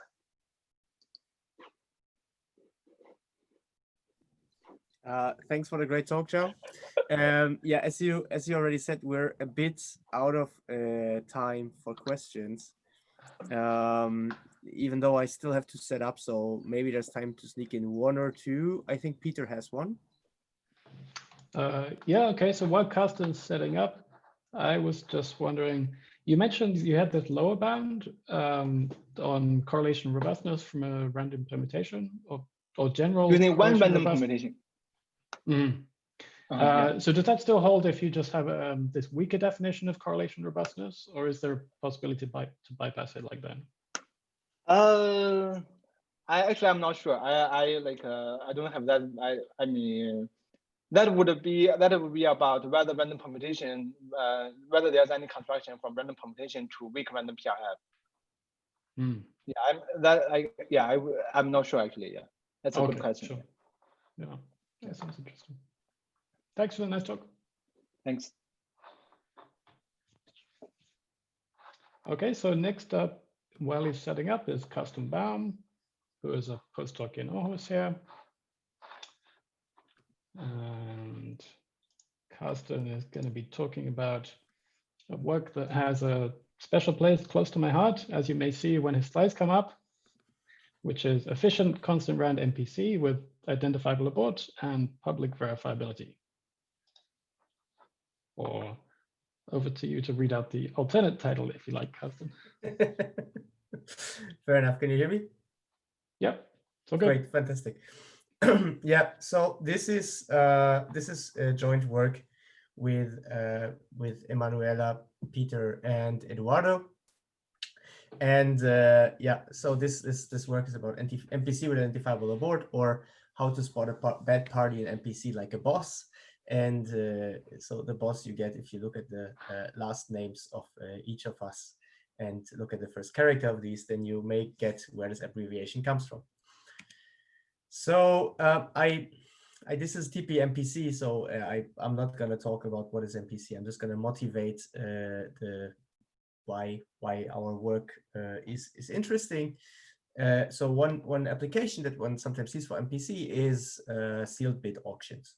So if you want to implement a sealed bid auction, what you have is you have parties that have an input, right, which is, for example, a certain amount of money, and they want to have an auction where they find out what is the highest bid, and then some good goes to the highest bid, right? So they send this to some trusted third party, and a trusted third party is going to compute the function what is the highest bid, and is then going to output to everyone Alice had the highest bid, and Alice bid so and so much money in this. So okay, multi-party computation has correctness, it has privacy, which is fantastic for this application, right? Because due to correctness, it computes the right output, which is Alice had the highest bid, and it also is private in the sense that all the lower bids are going to be kept secret. So that's great, but it does not have fairness. Namely, for certain settings, fairness is possible, but Cleve showed in 1986 that if you have a dishonest majority setting, then fairness is not achievable. In particular, that includes the two-party setting. So if you have a two-party computation, then it's not going to be possible to have a fair such two-party computation. And fairness here means that if the dishonest party gets the output, then the honest party gets the output too. So in that sense, if the protocol is unfair in our setting here, that would mean that Alice and Bob, for example, would never see that Alice won, whereas the adversary knew that Alice provided the highest bid, and it was 4 bags of money. Right. So why is this a problem in auction? So if you look at the recent years of MPC literature, which mostly were unfair protocols, then it just said that if the protocol fails, then you just rerun your protocol, right? And it's going to be fine. So the problem is if you rerun an auction and the adversary know what was the highest bid of an honest party, then the next time the adversary can simply increase his bid by whatever Alice bid plus 1. So he's going to be able to cheat in that setting. And obviously, if you have multiple MPC instances and you don't guarantee input consistency between these MPC instances, then you're going to get there, right? Okay, so how to solve this? So fairness is not possible. One solution here would be, as I said, input consistency between multiple MPC instances. But what other solutions are there possible? And one solution is called identifiable abort. Now, an identifiable abort, if everything goes well, then we see the same as before. Namely, you run the computation and you get the outputs, and that is fine. But in difference to an unfair protocol, we now have that if the adversary cheats, he gets the output. The honest parties are not guaranteed to get the output, but the honest parties are at least going to learn the identity of at least one dishonest party, right? That means, and all of them are going to agree that this party is dishonest. So if they rerun the protocol, they can exclude dishonest parties from the computation. And this way, if this, for example, was the only dishonest party, then this way we would have a guarantee that the next round is going to be run honestly. And then also these identifiable protocols could be leveraged in other ways to, for example, punish cheaters. And so there's other literature in this area that's interesting. So, and the cool thing is, in comparison to unfair protocols, in comparison to fairness, we know that identifiable abort is a property that we can get in the dishonest majority setting. For example, you can tweak GMW to have this property, and there was this work in 2014 by Ishai et al., where they showed how to achieve this with adaptive OT. So our contributions in this area are, so we construct an actively secure MPC protocol that has identifiable abort and is running in a constant number of rounds. In particular, so it's leveraging a BMR style protocol to achieve this. And it's secure against a static adversary controlling a dishonest majority. Moreover, it has a reasonable overhead over state-of-the-art constant round MPC that doesn't have identifiable abort. So it achieves, it hopefully in an implementation could achieve a similar efficiency. And in our work, we also show that you can achieve public verifiability of the output or public verifiability of the identity of the cheater in our construction if you use a bulletin board, such as, for example, a blockchain in this setting. But in this talk, due to the lack of time, I'm only going to talk about identifiable abort and not how to get to the public verifiability setting. As I want to mention that we're not the first to talk about identifiable abort. So as said before, this gained interest in 2014 with this work of Ishai et al., where they provide a GMW-style compiler for constructing an MPC with identifiable abort. So a disadvantage of their work is, since it's a compiler, you could also take a constant round MPC protocol and just throw the compiler on top. But the problem is, first of all, it needs adaptive OT, which is a costly primitive. So running adaptive OT or adaptive OT extension is going to be very costly to implement. And second, doing that, applying this compiler black box would mean that you would have to prove in zero knowledge that you gobbled the circuit correctly. And this is something that you most definitely don't want to do because it's going to be highly costly. So Kiayas et al. Gave a transformation also of this to the public verifiability setting, where they then use NISX to compile the original protocol, but also that is going to be rather inefficient in practice because you would then have to prove in zero knowledge, prove with NISX that you gobbled the circuit correctly. So it's just going to add some overhead on top. So there has been work concerning efficient MPC with identifiable abort. So this is work by myself, Emanuela, and Peter from 2016, and concurrent work by Fair and Spini, as well as Cunningham, Fuller, and Yakubov, who, and we're like, all of these protocols have in common that they construct a IDMPC that where the round complexity scales with the size of the circuit. And they're all kind of built on top of speeds, and they all have also the disadvantage that they require a large field to actually run, whereas our construction that I'm going to talk about can be instantiated over F2. So first, let me mention this IOZ14 compiler, because we're going to need that a bit later to explain why our construction is secure. So how do Ishai et al. Achieve identifiable abort? So as I said, so they take a protocol. Let's assume this protocol is in the online model, and then we're going to add some preprocessing to it. So what's going to happen in the preprocessing? So their observation was that the preprocessing is as such input independent. So if something goes wrong, we can just open the preprocessing and work with that, right? So how does this help for identifiable abort? Well, first, parties will commit to the random tape that they're going to use throughout the whole protocol. Next, they're going to generate some correlated randomness using the adaptive OT as mentioned. And basically what they're doing is they're going to preprocess some zero knowledge proofs such that they can then later in the online phase, when they run the actual protocol, use this preprocessed data to prove statements about the next message function efficiently. And then in the preprocessing, they run all the communication through a broadcast channel. So this way you can always see if a party never sent a certain message. And then how does this achieve identifiable abort?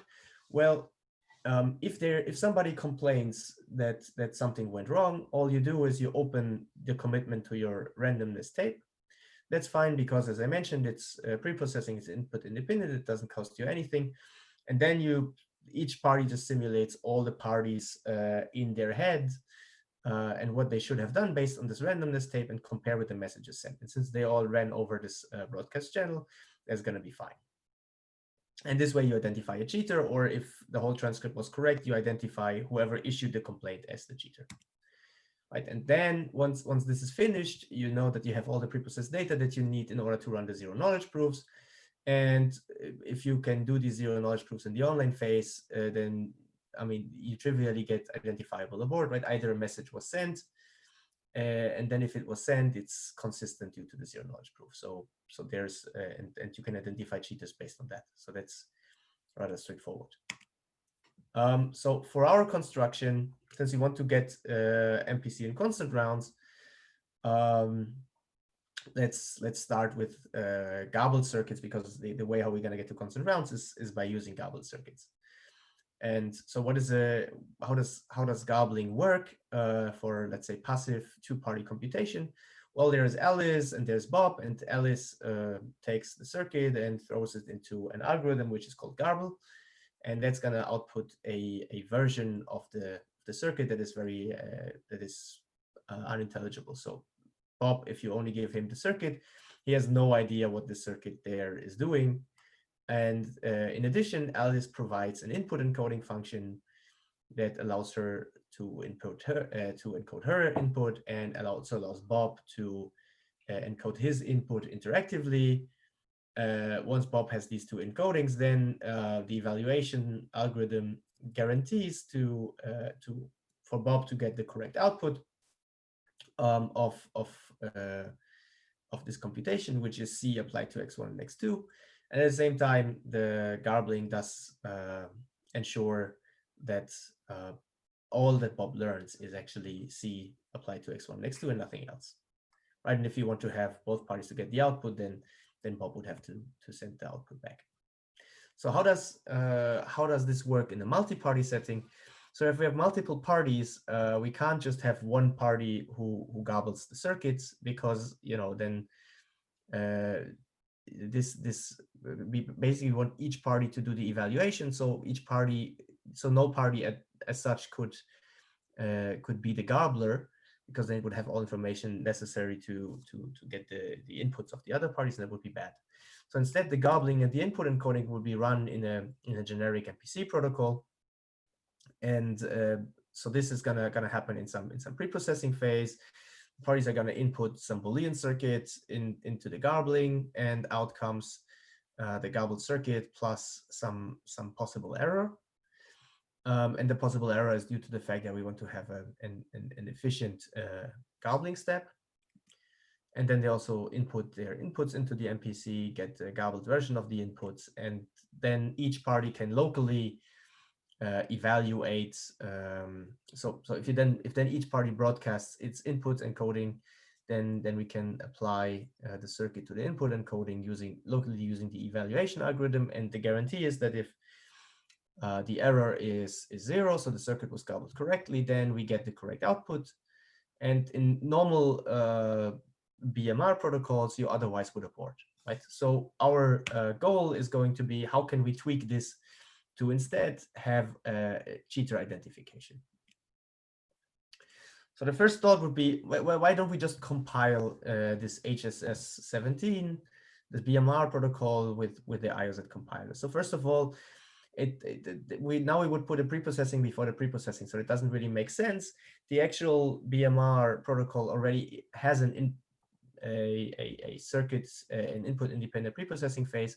So why would we run this with all these zero knowledge proofs on top? It doesn't really makes sense. And second, as I mentioned before, garbling actually means locally evaluating PRFs, and this is very inefficient in zero knowledge, because now we would have to prove in zero knowledge for each gate that you're garbling correctly. And since each party has n PRF calls to garble a gate, and there are n parties, so you'd have to generate O of n squared zero knowledge proofs just to show that one single gate was garbled correctly. This is going to be an insane overhead in practice, so we don't want to have this. Our solution instead will work without no zero knowledge proofs at all, and I'm going to explain to you how that works. So in order to explain how it actually works, let me recap how to garble an AND gate in YAO. So in the two-party settings, you have input keys and you have output keys, and so normally an AND gate would have an input bits or output bits, and the idea, the great idea that YAO had was you can actually replace, you can logically replace the bit with a bit string, and then you can instead encrypt the truth table by, let's say, replacing the output bit string with an encryption under the input bit strings. So this way, you would, for example, for the 0 key, you would encrypt this. Would encrypt this 0 key whenever you would get 0 as the output of the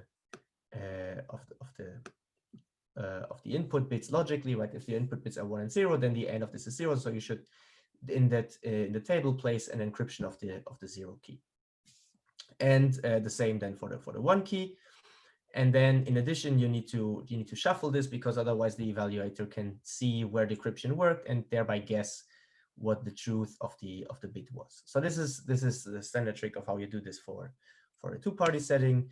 If you go for the multi-party setting, then the HSS paper and also other constructions do the following. Instead of so they still encrypt a whole key, but instead of this key being, let's say, 128-bit, or if we listen to Xiao from the last talk, hopefully a bit longer, instead each of these are going to be some contributions that come from all of the parties. So let's say the first party contributes 128 bits, the second party contributes 128 bits. So the encryption itself will be an encryption of all of these concatenated under, but still under the whole input key. And there, observe that once we decrypt, we will have that each party locally knows at least one of these blocks. So party I will know K0 and K1, right? And how does this encryption work? So so we'll have that these are, as I mentioned, so in the encryption of the concatenation is going to be a concatenation of encryption. So we basically encrypt the first string, the first chunk, so the output wire of the output key of the first party under the input keys, and then the second, and so on and so forth. So now during evaluation, what actually happens is that each party has as the same as before in YAO. So each party has the input, let's say, has U and V as input keys, and it's going to use this to decrypt block by block each of these encryptions. So it's gonna know where to look at in the table using point and permute. I'm not going to go into detail how that works. It's going to know where to look at in the table. It's going to take the encryption, and the guarantee is that it can only decrypt this encryption. It's going to get the correct output key, or it's going to first decrypt the first party's output key, the second party's output key, and so on and so forth.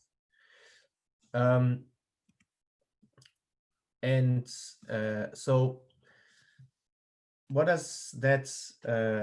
So yeah, and as I mentioned, that this is what each party actually does locally. So each party has the whole KUA, it has the whole KVB, and it's going to do the exact same thing here, and then it's going to continue with the evaluation with the next gate. But it's only going to do so if it finds that its 0 or its 1 key was in the decryption. As I mentioned, each of the parties contributes one chunk of this key, and so in the decryption it should see either the 0 or the 1 key appearing there. And if it doesn't, then something must have gone wrong.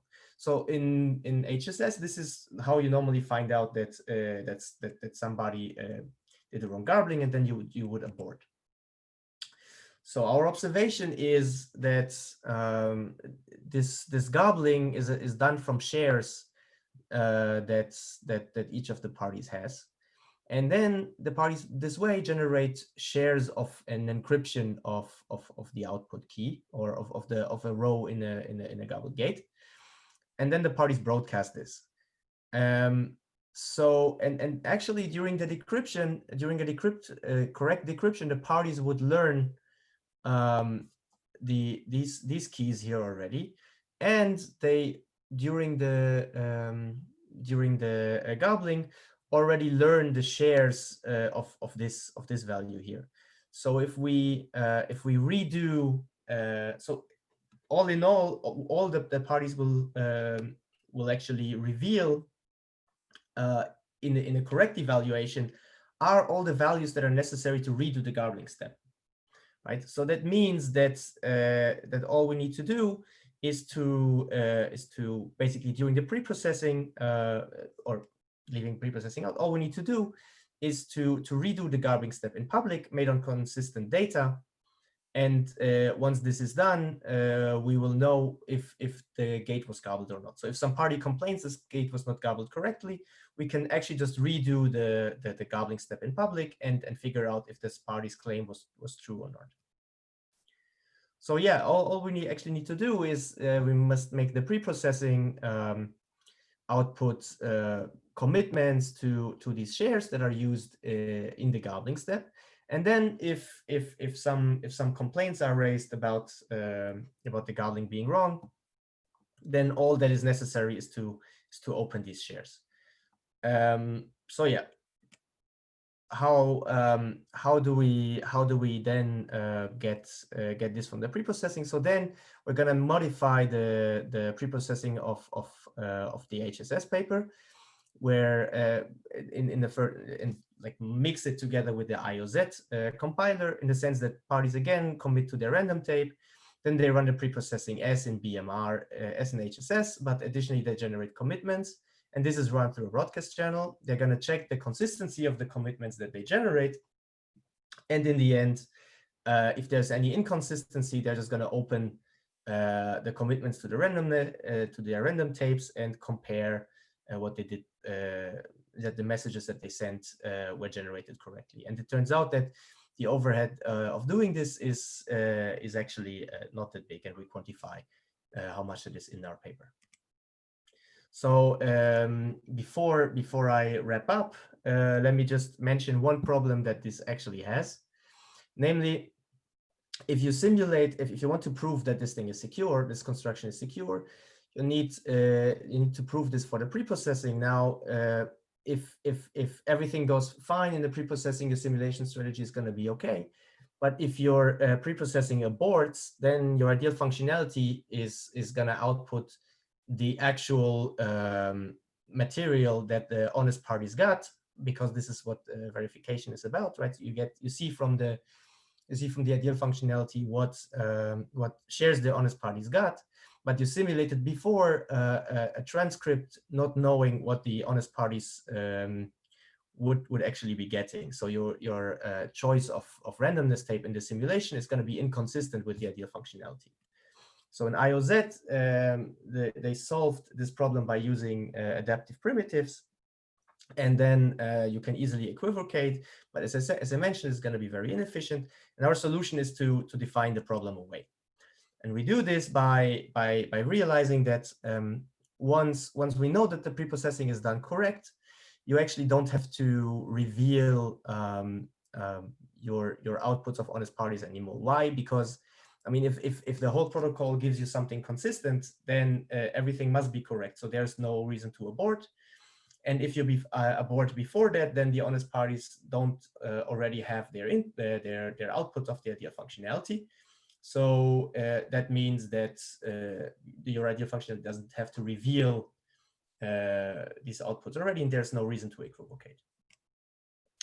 I just want to mention that there is an alternative to doing this in some recent work of myself, David and Dowsley, where we show that you can also avoid these problems by a special type of simulation for verifiability, which we call Uber simulation.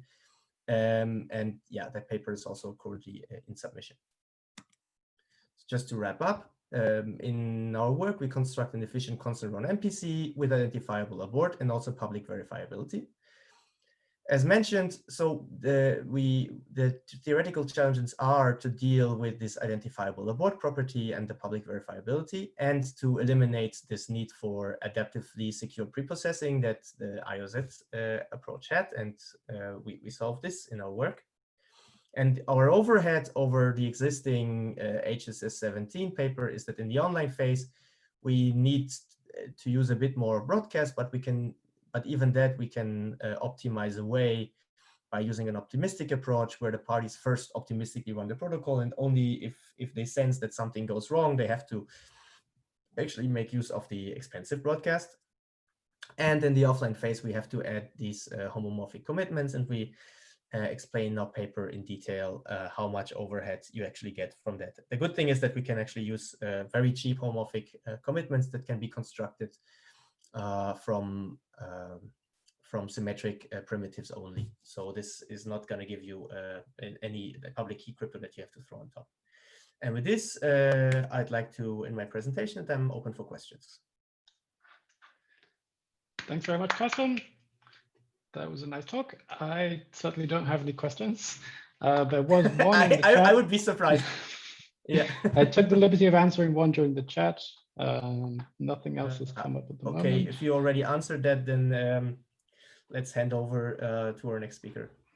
Yeah. Eduardo, are you there? Yeah. You hear me? Yeah. Okay, cool. Let me do this thing.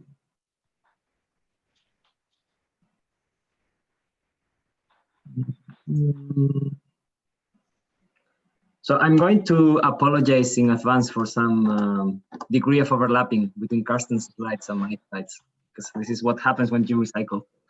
I'm apologizing for having recycled Eduardo's slides to some extent.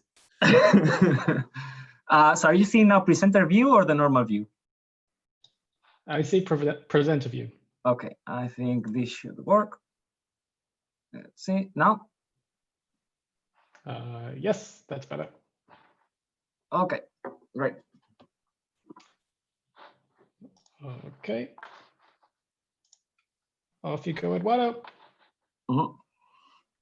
So, okay, this talk is also going to be about Garble circuits, and now we have like a different goal from what Carsten was talking about. So Carsten was talking about the problem of identifiable abort, and what we look into in this paper is how to do Garble circuits when you have many parties, because as Carsten was describing, like you have this kind of blow up of in the size of parties for your gates.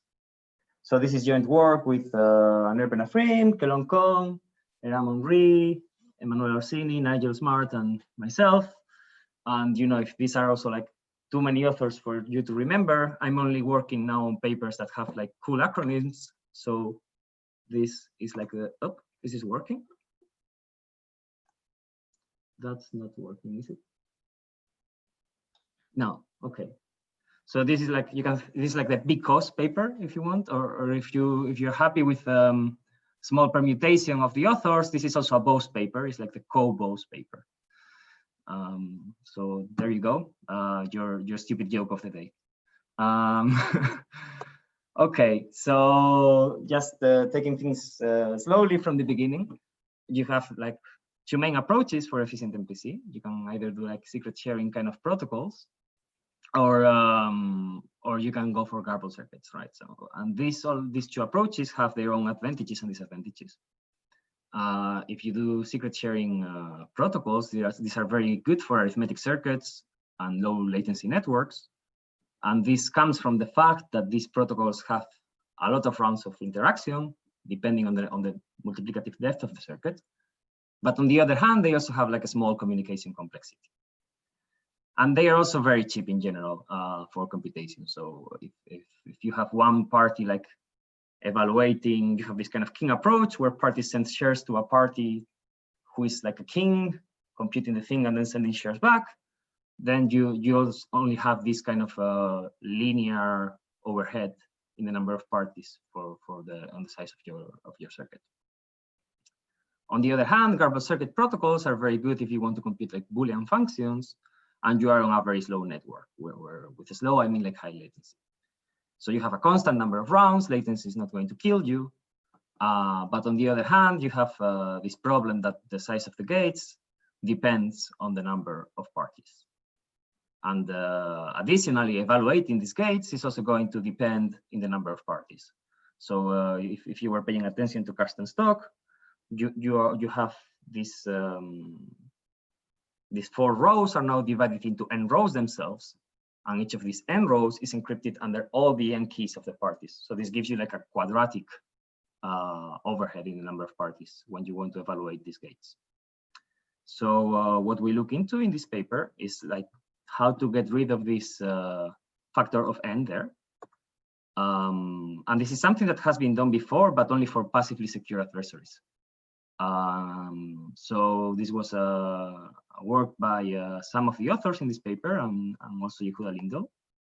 And also this previous work didn't have the free XOR optimization. So that's something we do as well.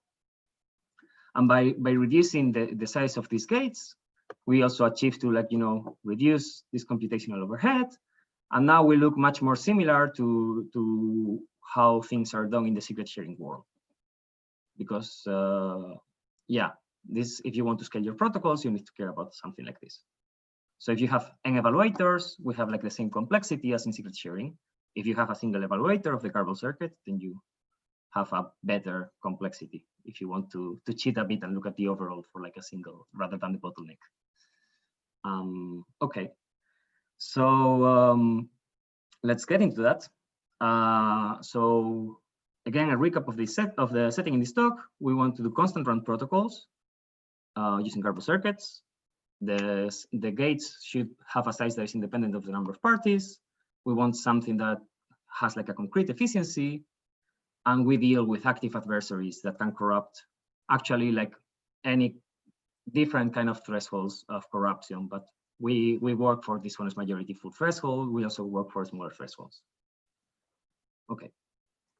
So yeah, how do garbled circuits work on the protocol level? Here comes the slide recycling.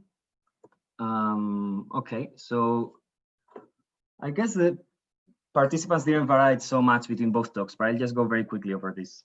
So you have two parties, Alice and Bob, right? Alice is going to garble, which is some circuit. So you can think of this as some sort of encrypted version of the circuit Alice and Bob want to evaluate. She sends this to Bob.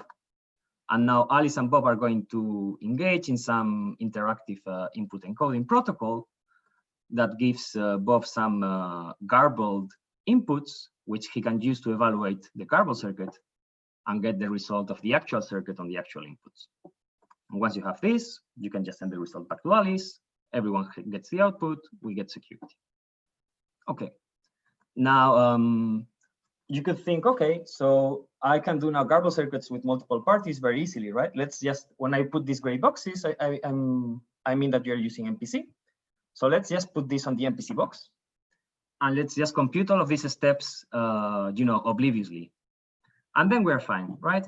You can just think, okay, yeah, we use any protocol here to evaluate these smaller blue boxes, right? And as these boxes have some fixed depth, this will be a constant round protocol still. But as I was saying, okay, this is going to check, the fact that this is constant round. The size of the gates is going to be independent of the number of parties.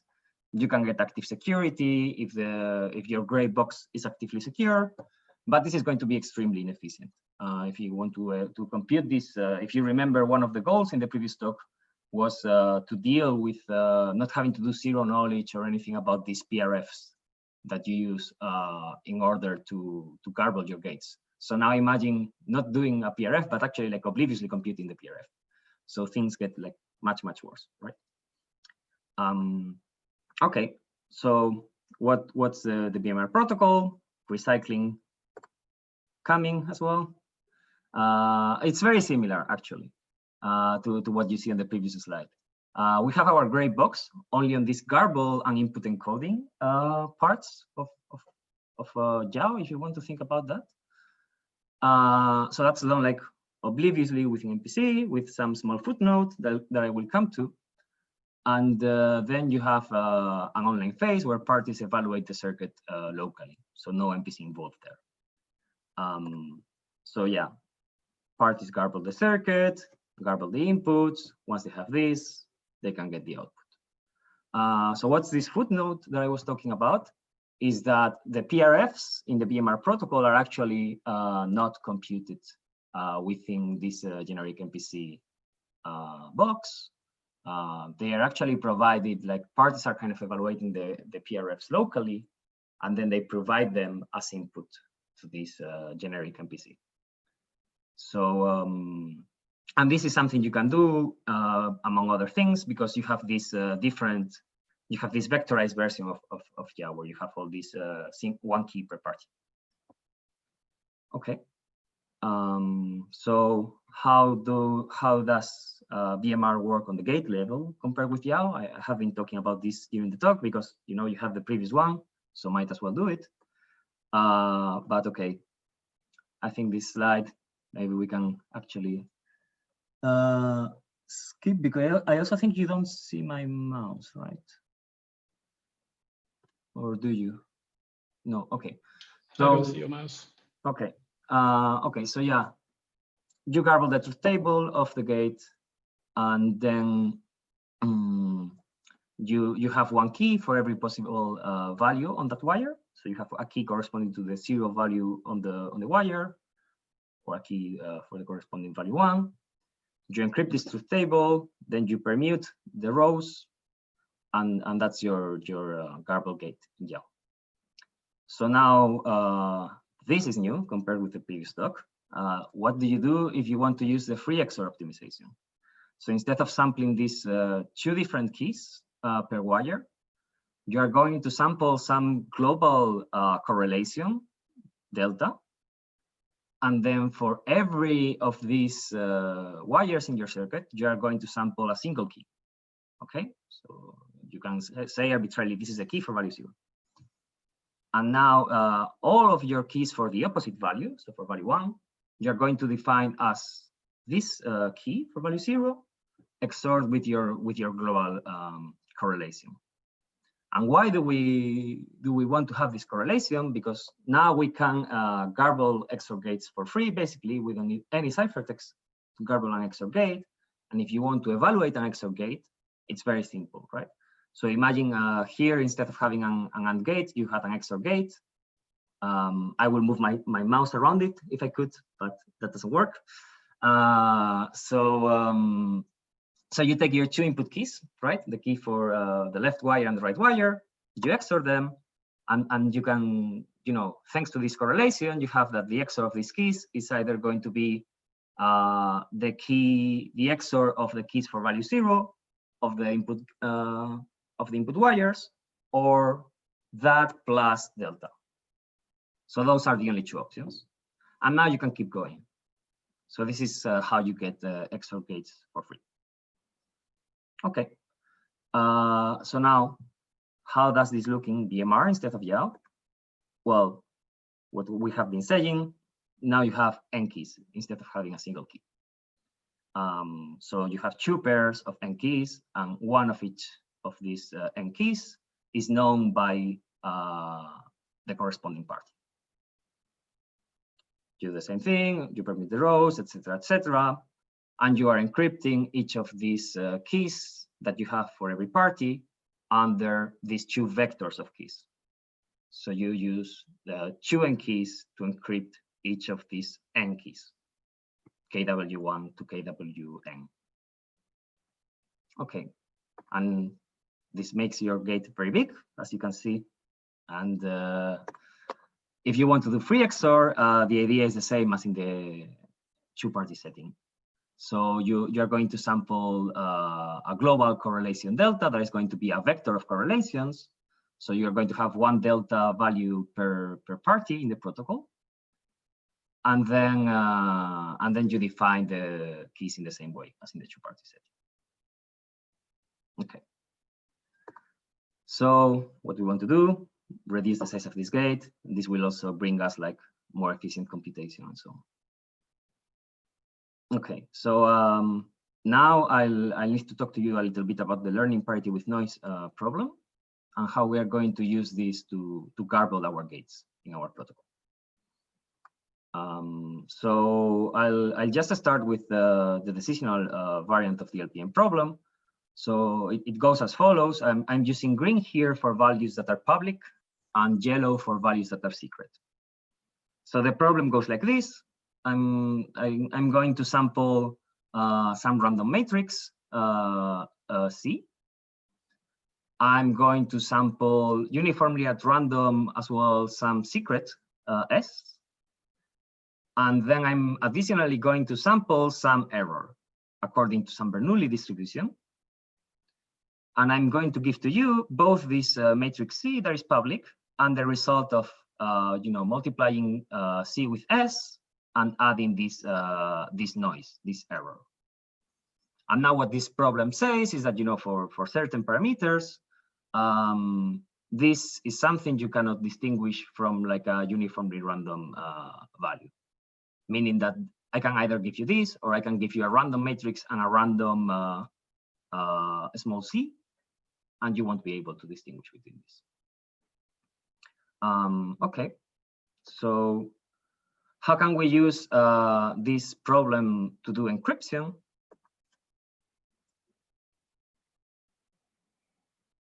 It's very simple. So you have this value c, right? This small c. It's something that looks uniformly random. So now what you're going to do is that you're just going to add to that some encoding of whichever message you want to encrypt. So this matrix G here is like the generator matrix of an error correcting code. And so you're just going to encode M. And this is going to let you, like, if you know this secret key S, now once you let's, this slide would be useful for that. So once you know this this value S, which is SAB in this slide, you can just take out the product C times S, and then the error correction is going to remove this value E. Okay, so I went a little bit ahead just to show you that, but it's very simple. Okay, so you can think that this is secure because C is some sort of like, it's like one-time padding basically, right? The result of this G times M. Okay, so now how can we apply this to garbling? When we are garbling, right, we're encrypting under two keys every time, or two vectors of keys in BMR. So if you don't have the free XOR optimization, this is a very simple thing to do. You can just sample two random keys. Now you add these two keys together, and you take this as the key in the LPM encryption system that I just gave you, and you do everything the same. And the message that you're going to encrypt is the output key corresponding to that entry of the garble gate. And this works perfectly fine if you don't have the free XOR encryption, as I said. So now what happens if you do the same thing, right, with free XOR? So you would have your global correlation delta, and then you sample one key per wire. And the problem is now that if you do the same thing of just XORing these two keys of the inputs together, you, instead of having like 4 possible different values, right, for this SAB over there, you're going to have only 2 possible values, right? So S11 is the same thing as S00, and this is precisely because we have the free XOR correlation, right? And the same thing for S01 is the same thing as S10 over there. And this comes precisely because we have the free XOR optimization. So you need to do things a little bit different here. And the first thing you could think about, is okay, rather than having a single matrix C and a single secret SAB, I could have 2 matrices. I could have one matrix for the C for the left wire, multiply that with the key for the left wire, a second matrix for the right wire, multiply that with the key for the right wire, and then everything would work fine. But this is not ideal, because now we have, like, I'm not going to say duplicate, but we have significantly increased the cost of garbling gates and of evaluating gates. So we would like to do something better than this. So that's what we do. We can make this work out with free XOR by introducing some permutation. Okay, so this is going to permute the bits of a given key. And so imagine so I'm talking about permuting the bits of the key, not permuting in the key space. So like if you shift all the bits of your key like one position, that's like a permutation of these bits, right? And now this value SAB, you can just define as the sum of, say, the left key plus this permutation applied to the right key. And everything else is as before. Okay. So this might sound like, why is this even possible? But I'll quickly tell you how. So now we're back to having four keys, right? We can either have this SAB or SAB plus delta, or we can have SAB plus sigma of delta, or we can have SAB plus delta plus sigma of delta. Basically, the thing is that now we have kind of artificially made 2 correlations from one correlation. We have delta and we have sigma of delta. And the thing is that with all of these pre-XOR constructions, you need to be careful about proving their security. And this is something, if you have been here during the first talk, you heard about all of these correlation robustness, circularity issues, and so on. So here I'm just talking about the same. Related keys is a different way of talking about the same thing. So if you think about the way garbled circuits are going to be used, as parties evaluate the circuit, they are going to retrieve some of the keys. So once they learn some pair of keys KU for some value A and the key for the right wire for some value B, then they're going to learn one of these SAB values, right? So the security of all the remaining rows that are not decrypted are going to rely on either the secret delta, the secret sigma of delta, or the secret delta plus sigma of delta. So there's this kind of correlation between your keys now, between the way you use these keys for encryption. Additionally, we also have that the messages depend on the keys. So this is like a circularity issue. And yeah, so what you're going to encrypt also depends on delta. And what we do in our paper is that we prove that this construction is actually secure. So it's secure for you actually need to bundle these 2 things together. You cannot study them separately, related key and key dependent messages. This has been done before, but with theoretical goals by Benny Applebaum I don't remember the year. I think it was, or the conference. I think it was maybe TCC 2013, but I'm not really sure. And we proved that using this permutation only harms your security by as many bits as the number of cycles that this permutation has. So going to the example of my permutation is just shifting the bits of the key one position to the right. You only lose 1 bit of security by doing this. So this is pretty great. We can do this simple garbling that you would be able to do without free XOR at essentially the same price. Okay. So I don't have so much time, and I'm just going to talk very briefly about the protocols we built from this way of garbling our gates. So we have 2 protocols, and the first one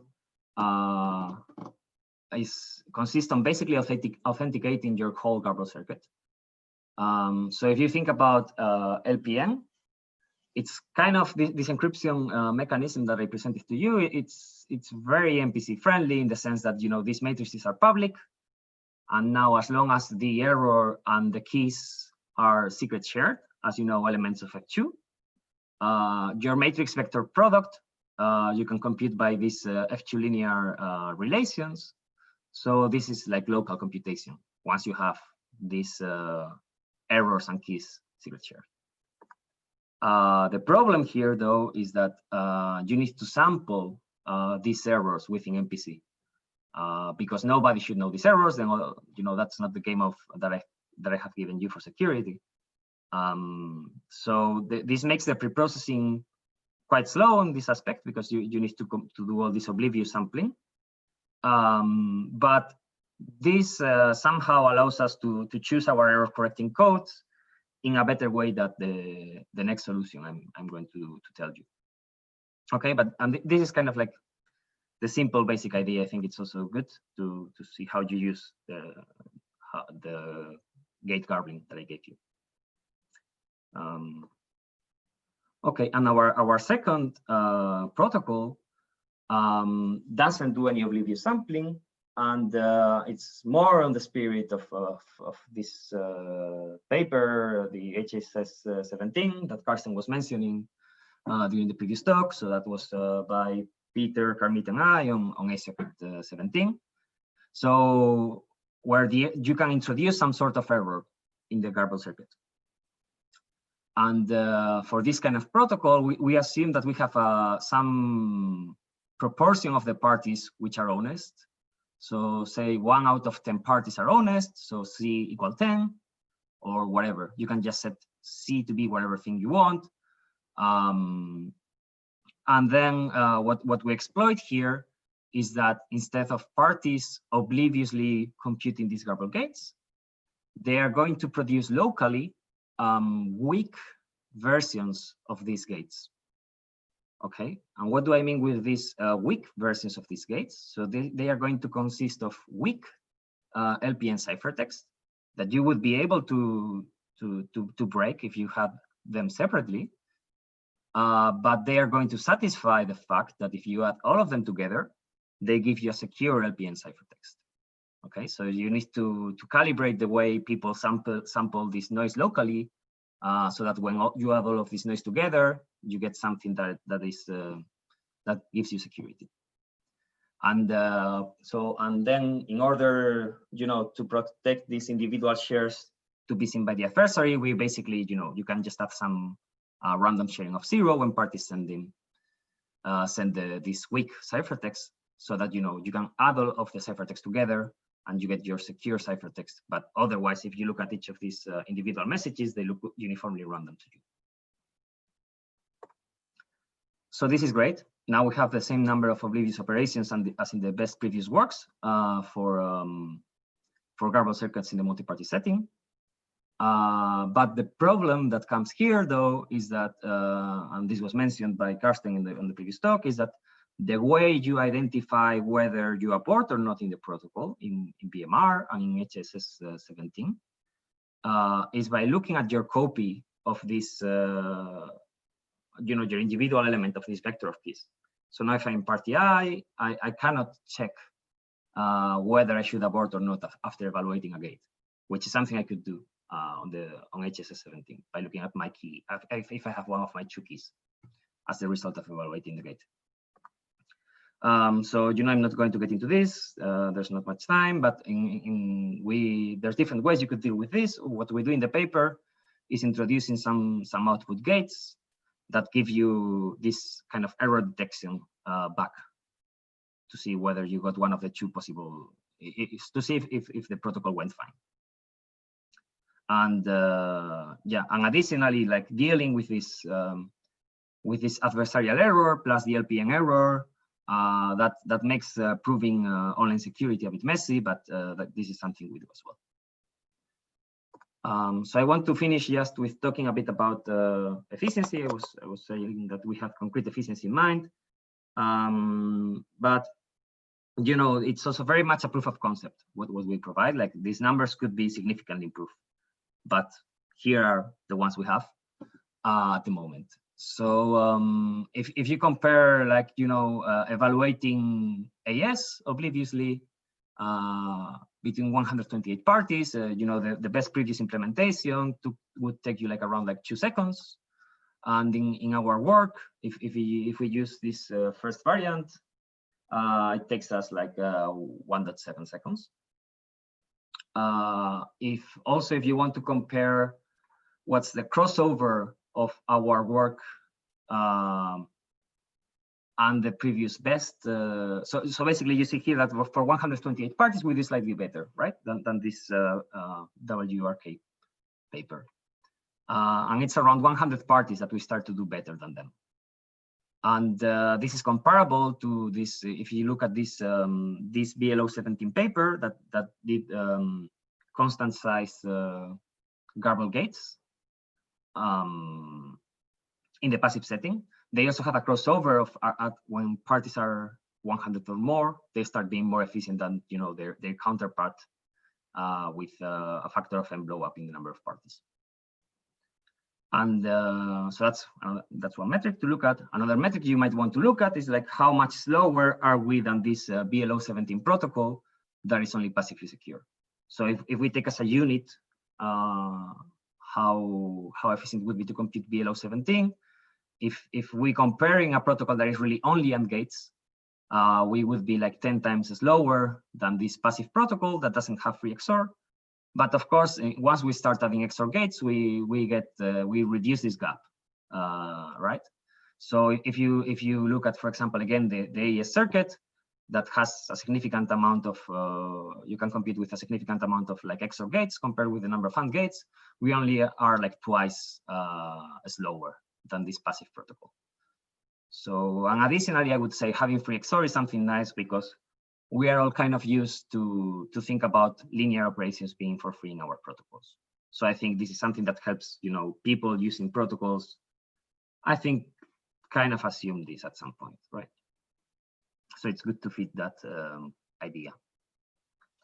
And yeah, as I said, there's room for implementation, for improvement in these results.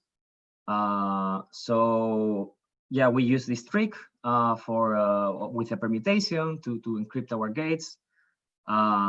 We also sample the matrices for LPN using the ASNI instructions. So we use counter mode with AES to sample these matrices for LPN. And this part of the computation, this is basically like 10% of the time you spend when evaluating your garble circuit. But on the other hand, decoding is actually kind of slow. So 90% of the time we spend in our implementation is in decoding. And what we use for our error correcting codes is some concatenated codes, because these are easier to implement and to analyze, potential failure probabilities when you sample these errors. So there's different ways in which you could improve this. If you stick with the concatenated codes that are easier to analyze, you could use these upcoming instructions by Intel, these GFNI instructions that were actually thought for error correction codes, but they give you basically instructions to do more efficient arithmetic over GF2 to the 8. Otherwise, you could also use better decoding algorithms. You could use like generalized minimum distance decoding. And if you're willing to drop the concatenated codes and work a bit harder to get more efficiency, you could think of using instead some low density parity check codes or the quasi-cyclic low density parity check codes. So all of these things, we think they would significantly improve the numbers from the previous slides, but at some point you need to stop working in your paper and move to the next one, right? And we think you can still see the trend, and that it's good enough, our experiments, to see the trend. So yeah, I think that's it from me. I went a bit over time, sorry if there's any questions. Okay, thanks very much, Eduardo. I don't see any questions, and I think we don't have any time now anyway. While you're setting up, Peter, may I ask one question?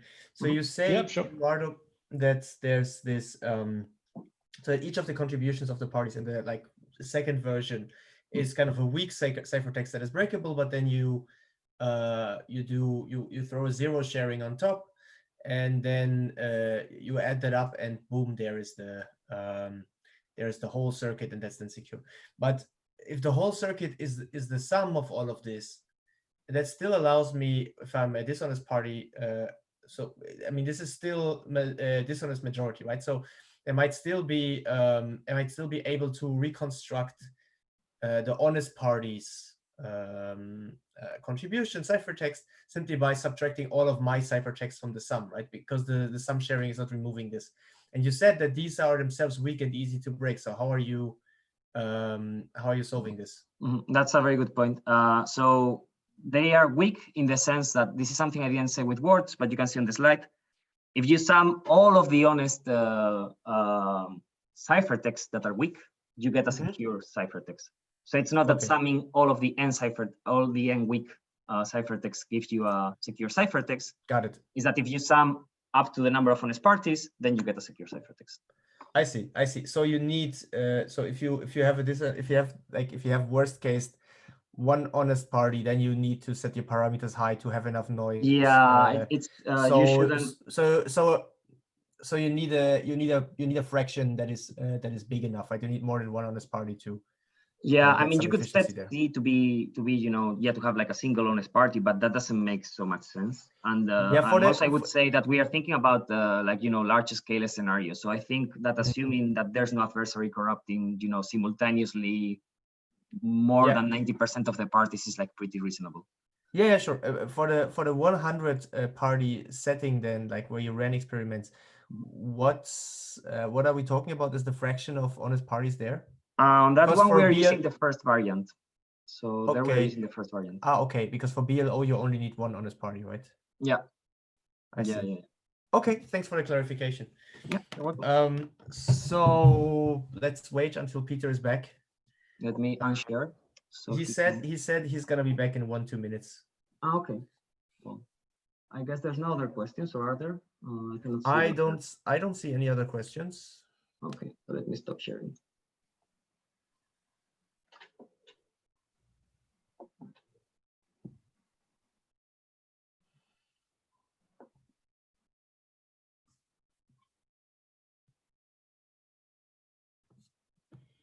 Maybe the next time when there's this break, we should have some tune that runs in the background, like elevator music that is running while we're waiting for the next person to set up. We are missing our advertisements today. Yeah. Unfortunately, we don't have the advertisements. We can keep doing terrible jokes, maybe. You think the audience is going to be interested in that? I don't know. It's a good experiment. See how much it drops.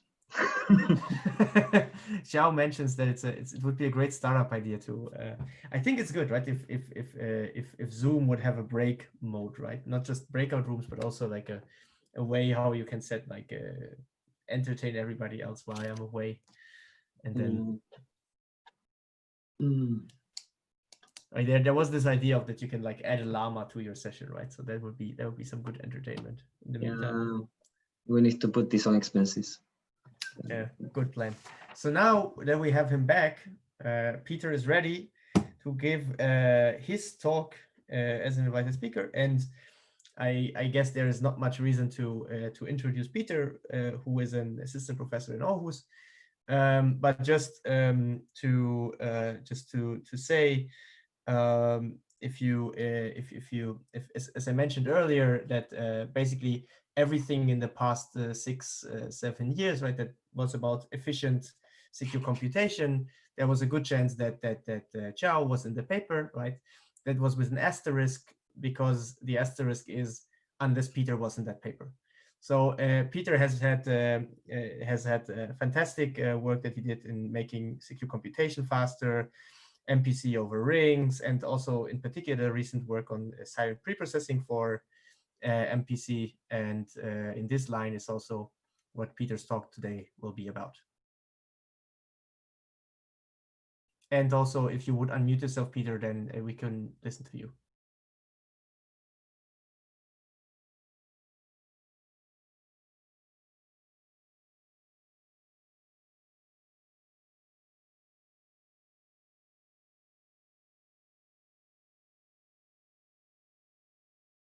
You are mute, Peter. Ah, there we go. I found it. Now we got you. Very great. Surprisingly difficult to find the mute button when you're sharing your full screen. Okay, but now it's not full screen anymore. 1 second.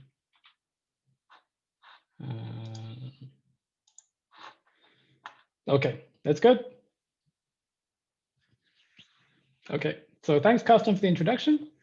So I'm going to talk today about pseudo-random correlation generators, which, as Carsten mentioned, is about this MPC with silent preprocessing line of work. I'll talk about constructions from LPN and ring LPN. This is based on some joint works with Alette Boyle, Geoffroy Couteau, Niamh Gabor, Yuval Ishai, and Lisa Cole. Okay, so as an outline, I'm going to start off by introducing this concept of pseudo-random correlation generators, or PCGs, and then move on to a few different constructions. Firstly, I'll start off with some based on just learning parity with noise, which is one for vector OLE from the CCS paper from 2018. And then an extension of this, which gets correlations for OLE from crypto last year. And then I'll move on to PCGs from the ring LPN assumption, which are essentially kind of improved variants of the previous constructions, where we can do things like OLE, as well as authenticated triples for the speeds protocol with better concrete efficiency than the LPN-based ones. This last part is perhaps the most exciting part, because we get the first concretely efficient construction for speeds, and it's something that looks like it should be competitive in practice. Okay, so the motivation is secure computation in the preprocessing model, which is this model that goes back to Beaver from 1991, where we have a trusted dealer who is assumed to distribute some correlated randomness to the parties. So here the two parties have some long random strings which are correlated in some way. And then in the online phase of the secure computation protocol, parties will use this correlated randomness and consume it together with their inputs to compute the function f of xy. The advantage of this model is that it allows the online phase to be very efficient, much more practical than other methods. So in particular, it can be information theoretic. You don't need any cryptographic primitives, and it can in fact a constant computational and communication overhead over computing and sending the circuit in the clear. Of course, the downside is that we have this trusted dealer who has to generate the correlated randomness. So in practice, what we end up having to do is replace this with some interactive protocol where the parties have to exchange messages to generate the required correlated randomness. But unfortunately, this tends to dominate the overall cost of the computation simply because you need a lot of correlated randomness to evaluate a function if it has some reasonable complexity. This ends up being the bottleneck, both in terms of communication and computation. So in this model of secure computation with silent preprocessing, what we want to do is tweak this paradigm slightly so that the trusted dealer this time gives the parties a pair of short correlated seeds. These seeds can then be locally expanded to produce a much larger amount of correlated pseudo-randomness. which ideally can be used in exactly the same way in the online phase of the MPC protocol.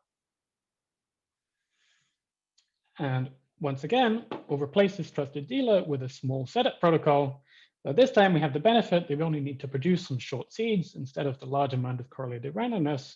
So this should be much more efficient than previously. Okay, and of course, as well as the benefits of lower communication, we also get an extra advantage of having a smaller storage cost for the parties. So if the preprocessing is done in advance, then the parties just need to store this small seed, which is a much less overhead and allows them to be kind of more dynamic about who they might do secure computation with in future, as opposed to storing the entire correlated randomness from the preprocessing. Okay, so the tool we want to use for this is a pseudo-random correlation generator. This is kind of a distributed analog of a PRG, where we have some target correlation, which we want to generate pseudo-random samples from. So here you can think of R0 and R1 from being a sample from correlation, for example, an oblivious transfer between a sender and a receiver on random inputs, or perhaps a secret shared multiplication triple, where R0 are the shares of P0 and R1 are the shares of the other party, P1. So PCG has two algorithms. Firstly, a generation algorithm, which outputs two keys, K0 and K1. And these are then expanded with the expand algorithm to produce these pseudo-random samples from the correlation. Now, naturally, we want that if you look at R0 and R1 collectively as outputs of expand, then these will be indistinguishable from a fresh sample from the target correlation. But in addition, we want some kind of security. So we want this pseudo-randomness to hold even if one of the parties has given up their secret key, or if the adversary gets hold of one of the secret keys. So then the precise security requirement is that given, say, a key K0 and the pseudo-random output from the other party's key, so R1 tilde here, and this is indistinguishable from a fresh sample R1 from the correlation, which is conditioned on the randomness output from the key K0. So if you didn't have this conditioning, the condition here in the indistinguishability, then this would be impossible to realize. This essentially gets us the best possible thing which we can hope for a primitive like this. And it also turns out to be something useful. So if you have a PCG, then in almost any class of applications where you want to use correlated randomness in your multi-party computation protocol, you can directly plug this in and replace the correlated randomness with pseudo-randomness from the PCG, and you still retain security. Okay, so let's have a little overview of the landscape of constructions of PCGs. So firstly, at the strongest assumption level, if we assume the learning with errors assumption, and additionally some circular security requirement used in fully homomorphic encryption, let's call this gentry land, then we can obtain PCGs for a very general class of what we call additive correlations. So these are, you can think of two-party secret shared or even multi-party secret shared correlations, which are secret sharings of some arbitrary function applied to random inputs. Moving down a little, if we go back to the typical kind of cryptomania world where we have public key type assumptions like plain LWE and the DDH assumption, we can still get a fairly broad class of correlations, including arbitrary bounded depth additive correlations and log space computable correlations from DDH, with a caveat of an inverse polynomial error probability for the DDH construction. And this is kind of inherent from this homomorphic secret sharing construction of DDH upon which this is based. In fact, all of these constructions right now on the slide are based on applying homomorphic secret sharing in a fairly generic way to expand pseudo-randomness.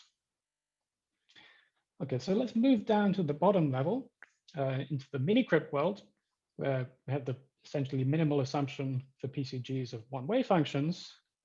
And actually here we can do a fair bit. So for a while we've known that we can get linear correlations, both in two parties and honest majority multi-party setting. And more recently, last year in this crypto paper, we showed how to compress truth table correlations for a one-time truth table like protocol with correlated randomness. Okay, so the focus of this talk, of course, is going to be what lies in the middle here. which is what Yuval has nicely christened Lapland, where we have the learning parity with noise assumption. So this is kind of between these two mini crypto and cryptomania worlds, because it gets us much more than just a generic one-way function, but in some regimes of parameters, LPN isn't actually known to imply public key encryption, so it's also qualitatively weaker than things like LWE and DDH. So this is where we can get PCGs for more complex correlations like vector OLE and OLE, oblivious transfer, in fact, general constant degree correlations, which I'll be talking about now. Okay, so let's start this tour of Lapland with another introduction to the learning parity with noise assumption. So I'll be using slightly different flavors of LPN compared with what Eduardo suggested in his talk. So let's recap briefly now. So first off, the primal assumption is kind of standard LPN in this A times S plus E form, where A is a large public matrix, S is a secret key, and then E is this error vector, which is sampled from some distribution, which I'm going to say is just, say, some small Hamming weight distribution with a fixed number of non-zero coordinates. Okay, so the second flavor of LPN is the dual version, called dual LPN, or the syndrome decoding problem. And this is where we remove the secret key and we just have the error vector E, which this time is multiplied by a different matrix H, which is a compressing matrix. And so when it's compressing instead of expanding, then this kind of gives us hardness directly based on the syndrome decoding without needing to add on any extra error afterwards. In both of these assumptions, this is a decisional assumption that this is indistinguishable from random. And these two assumptions are in fact equivalent. So you can see this by considering the primal matrix A as the generated matrix for an error correcting code. And so then the primal LPN is simply encoding the secret S and adding some small number of errors and saying that this is essentially hard to decode still. And then the dual LPN assumption, you can think of H as the parity check matrix of the code generated by A.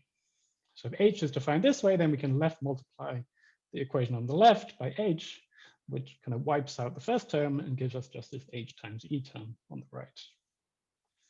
And you can also go the other direction to show that these two assumptions are in fact equivalent for when A and H satisfy this relation. Okay, and we'll also be using a couple of other variants, which are when we have more structured matrices, A and H, which allow for improved computational efficiency, and also in some cases even slightly more structure on the error vector instead of just a perfectly uniform fixed Hamming weight or Bernoulli distribution. Okay, so the main thing that we're going to be using LPN for is basically just constructing a very simple pseudo-random generator. So I'm going to illustrate this now with the two different cases.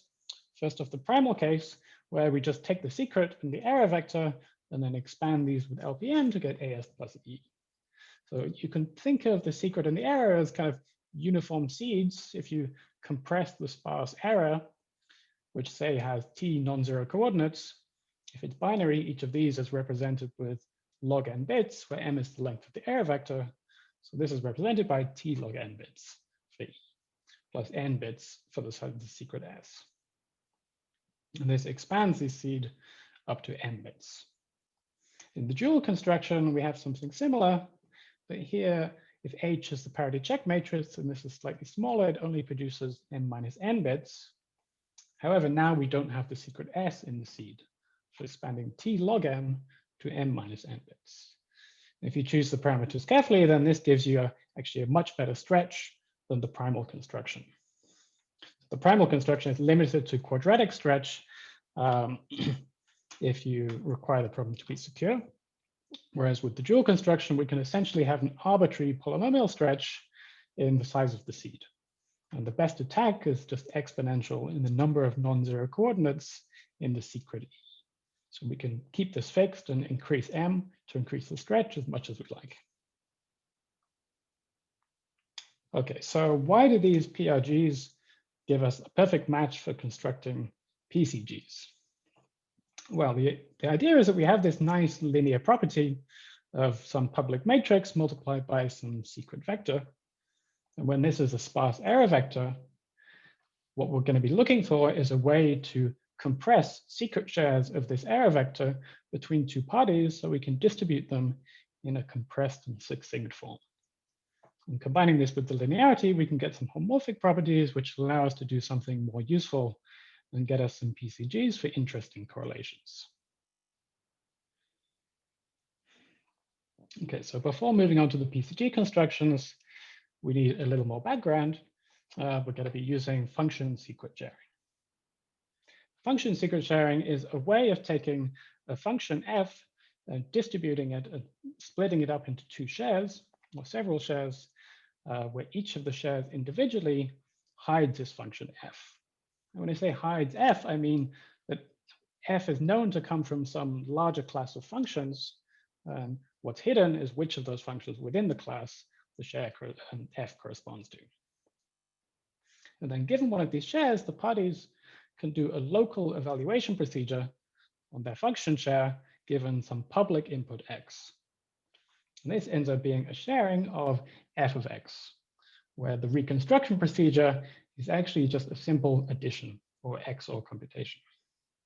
So this additive reconstruction is a very strong feature which makes FSS both fairly tricky to construct in general and also very powerful for things like PCGs, where we like to have things that are additively secret shared. The main class of functions that we need to use FSS for is actually a very simple one. It's just point functions. This is sometimes also called the distributed point function. So a point function is parameterized by two values, alpha and beta, where when you evaluate the point function on some input x, then this is 0 everywhere except for the case when x equals to alpha. And then we get the output of beta. So when we distribute a point function, then we take the inputs alpha and beta, which specify the specific function, and generate two shares. And each of these shares will hide which of the points alpha and beta are. And the parties can locally evaluate this. This talk, whenever I talk about evaluating some FSS share on a function, essentially always going to evaluate it at every point in the domain. So if we evaluate at points 1 up to n for domain size n, and each party gets this long vector, which is individually pseudo-random, but when they add them together, or XOR them together, they get this vector which is 0 everywhere except one position where it takes some value beta. Okay, so FSS for point functions can be constructed, in fact, very efficiently based solely on any pseudo-random generator. And this is a line of work going back to Gilboa and Ishai in 2014, up to Boyle, Gilboa, and Ishai from CCF 2016. So the constructions are based on this tree-based pseudo-random function construction, going back to the GGM construction from the 80s, where at kind of each level of the tree, or each node of the tree, you have a random seed, which is applied to a PRG, which doubles the length and produces two seeds for its children. So by modifying this GGM construction in a very careful and clever way, you can actually get a distributed point function where the size of each party's key is around security parameter times by log n bits, where n is the domain size. And the cost of the evaluation procedure, here I'm counting it as evaluating at every point in the domain of size n, is just going to be a linear number of calls to the PRG. This is a very efficient and very nice construction. It turns out to be key for getting the efficiency in our PCG constructions. Another thing we want to do when we have an FSS scheme is distribute a pair of keys for some function which actually none of the parties know. So suppose we have a point function where alpha and beta are secret shared, then there's no one party who can generate the keys. Instead, they have to run a setup protocol to do this. And for this, we'll make use of this protocol by Derner and Shalat from CCF 2017, which again is a very nice simple protocol which makes black box use of PRG and just requires around log n calls to oblivious transfer. as well as a linear amount of local computation from each party. Okay, so the final step in these preliminaries is going to be going from a single distributed point function to FSS for a multi-point function where we have t non-zero points instead of just one. So a very natural, simple approach is just to take t point functions, share them individually. We want to evaluate them each individually and add this up. We can do something a little more sophisticated if we can represent these t points as a vector, which is a concatenation of a number of smaller vectors, each with only a single point in. And if we can do this, then we can get better concrete efficiency, where we only require a linear number of PRG calls. However, we have this extra assumption on the structure of the points themselves. As with the naive approach, the complexity becomes t times n, where t is the number of points, unless you use some optimizations from recent works, which use batch codes or cuckoo hashing to bring this back down to linear. This comes at the cost of a slightly more expensive setup phase. Okay, so that's the background on LPN and PCGs. Are there any questions at the moment? Okay, I'll take that as a no. And I'll move on to the first part of the constructions, which are based on LPN. The first one is going to be vector oblivious linear function evaluation, or vector OLE, not to be confused with this very animal on the right.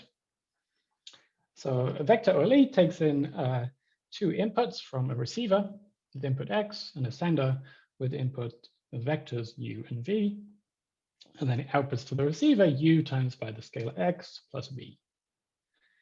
Now, when we construct a PCG for vector OLE, our goal is going to be not generating many instances of vector OLE, but actually just generating a single instance, which is compressed because n is very, very large. So the seeds should be much smaller than n. And the motivation for this is that vector OLE is actually useful in MPC protocols where you want to do lots of, say, linear algebra operations with matrices and long vectors. It can also be applied to two-party private keyword search, also for generating information theoretic maps and random values, such as used in the speeds protocol. So the basic blueprint for the vector OLE construction is where we have the setup phase, which generates a pair of keys for each of the parties, the receiver and the sender.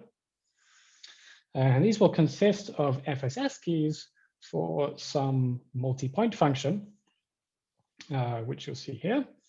So the multi-point function is defined by a random sparse vector, which is the gray vector on the slide, multiplied with this secret value x, which is given to the receiver. So the sender gets the sparse gray vector, the receiver gets the value x, but then what will FSS share is actually the product of these things, which, because x is just a scalar being multiplied by the vector, this is still a sparse vector. So we can secret share it using t point FSS if there are t non-zero entries in the error vector. So party could get additive shares of this by applying the FSS eval algorithm. And then all that remains is to use the LPN assumption. So here they take the additive shares and then multiply each of these by the LPN matrix. In this case, we have dual LPN, so we multiply by h. And then the sender will additionally multiply the error vector by h to get a pseudo-random vector, which is this uniform gray vector on the right. So now if the parties add up the vectors they computed, then they actually have secret shares of x multiplied by this uniform vector. And this looks a little different to what was on the previous slide. This is actually equivalent to a vector OLE just by moving around an addition and replacing it with a subtraction. So that's the basic construction. I think it's very simple. It's a very nice idea. We do need a little more if we want to use it in practice, because we need, of course, a way to securely distribute the seeds if we don't have this trusted dealer to do that for us. So as I mentioned, we'll be using the Dirichlet protocol for that. And a nice extra observation is that although Dirichlet looks at this kind of general case where you have a distributed point function with completely secret points alpha and beta, in this case, recall that the error vector is entirely known by one party, that was the sender. And each of the positions in the error vector defines a point alpha in the multi-point function, which means that one party always knows the secret alpha. And this allows us to collapse the number of rounds in their construction down from logarithmic to just 2, because all of the oblivious transfers that they do can be done in parallel. So it's a very nice optimization and simplification to the protocol. Another kind of related construction I want to mention, which I won't be going into detail about today, is that a similar construction you can do is to get a PCG for oblivious transfer. So that's this silent OT extension construction, which is essentially by making a couple of tweaks to the vector OLE construction, you get a PCG for a special type of correlated OT. And this can be converted into OTs on random strings, which give you silent OT extension, but the setup phase can be done in just 2 rounds. So I refer you to previous works and also previous talks if you want to see more details about that. Okay, so the next part of the talk is going to be going beyond vector OLE to get PCGs for OLE, multiplication triples, where now we'll look at both LPN as well as the ring LPN assumption. So oblivious linear function evaluation is a bit like the vector OLE, except we don't have any vectors. So everything's just a scalar. And this time when we do a PCG for OLE, what we want to do is generate a large number of independent instances of the OLE correlation. And a very related notion, also perhaps inspired by some cute furry animals of ours, is beaver multiplication triples, or in this case, authenticated triples, as used in the speeds protocol. So here we have 2 random values A and B, and then C is the product of A times B, and these are just going to be additively secret shared between the parties. So that's what this square brackets notation means. And as well, we'll sample a random MAC key, delta, and then multiply each multiplication triple with this value delta, and additionally secret share that. So here delta is fixed. So if we have a large batch of multiplication triples, they all authenticated with the same delta, which is additionally shared between the parties and used to ensure kind of reliable openings of secret shared values. Okay, so let's start off with OLE.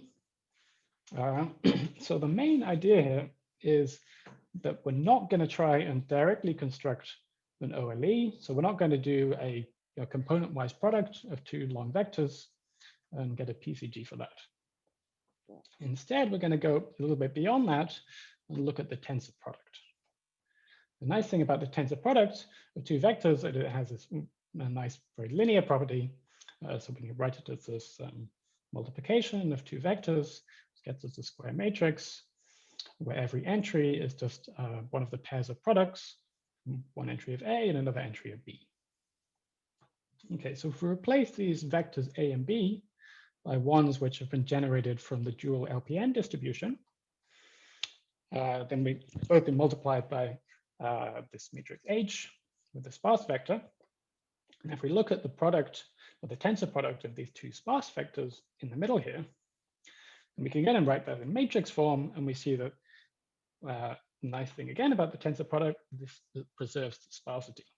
So if the original entries of the sparse vectors here had, say, t non-zero coordinates, and the tensor product have t squared non-zero coordinates.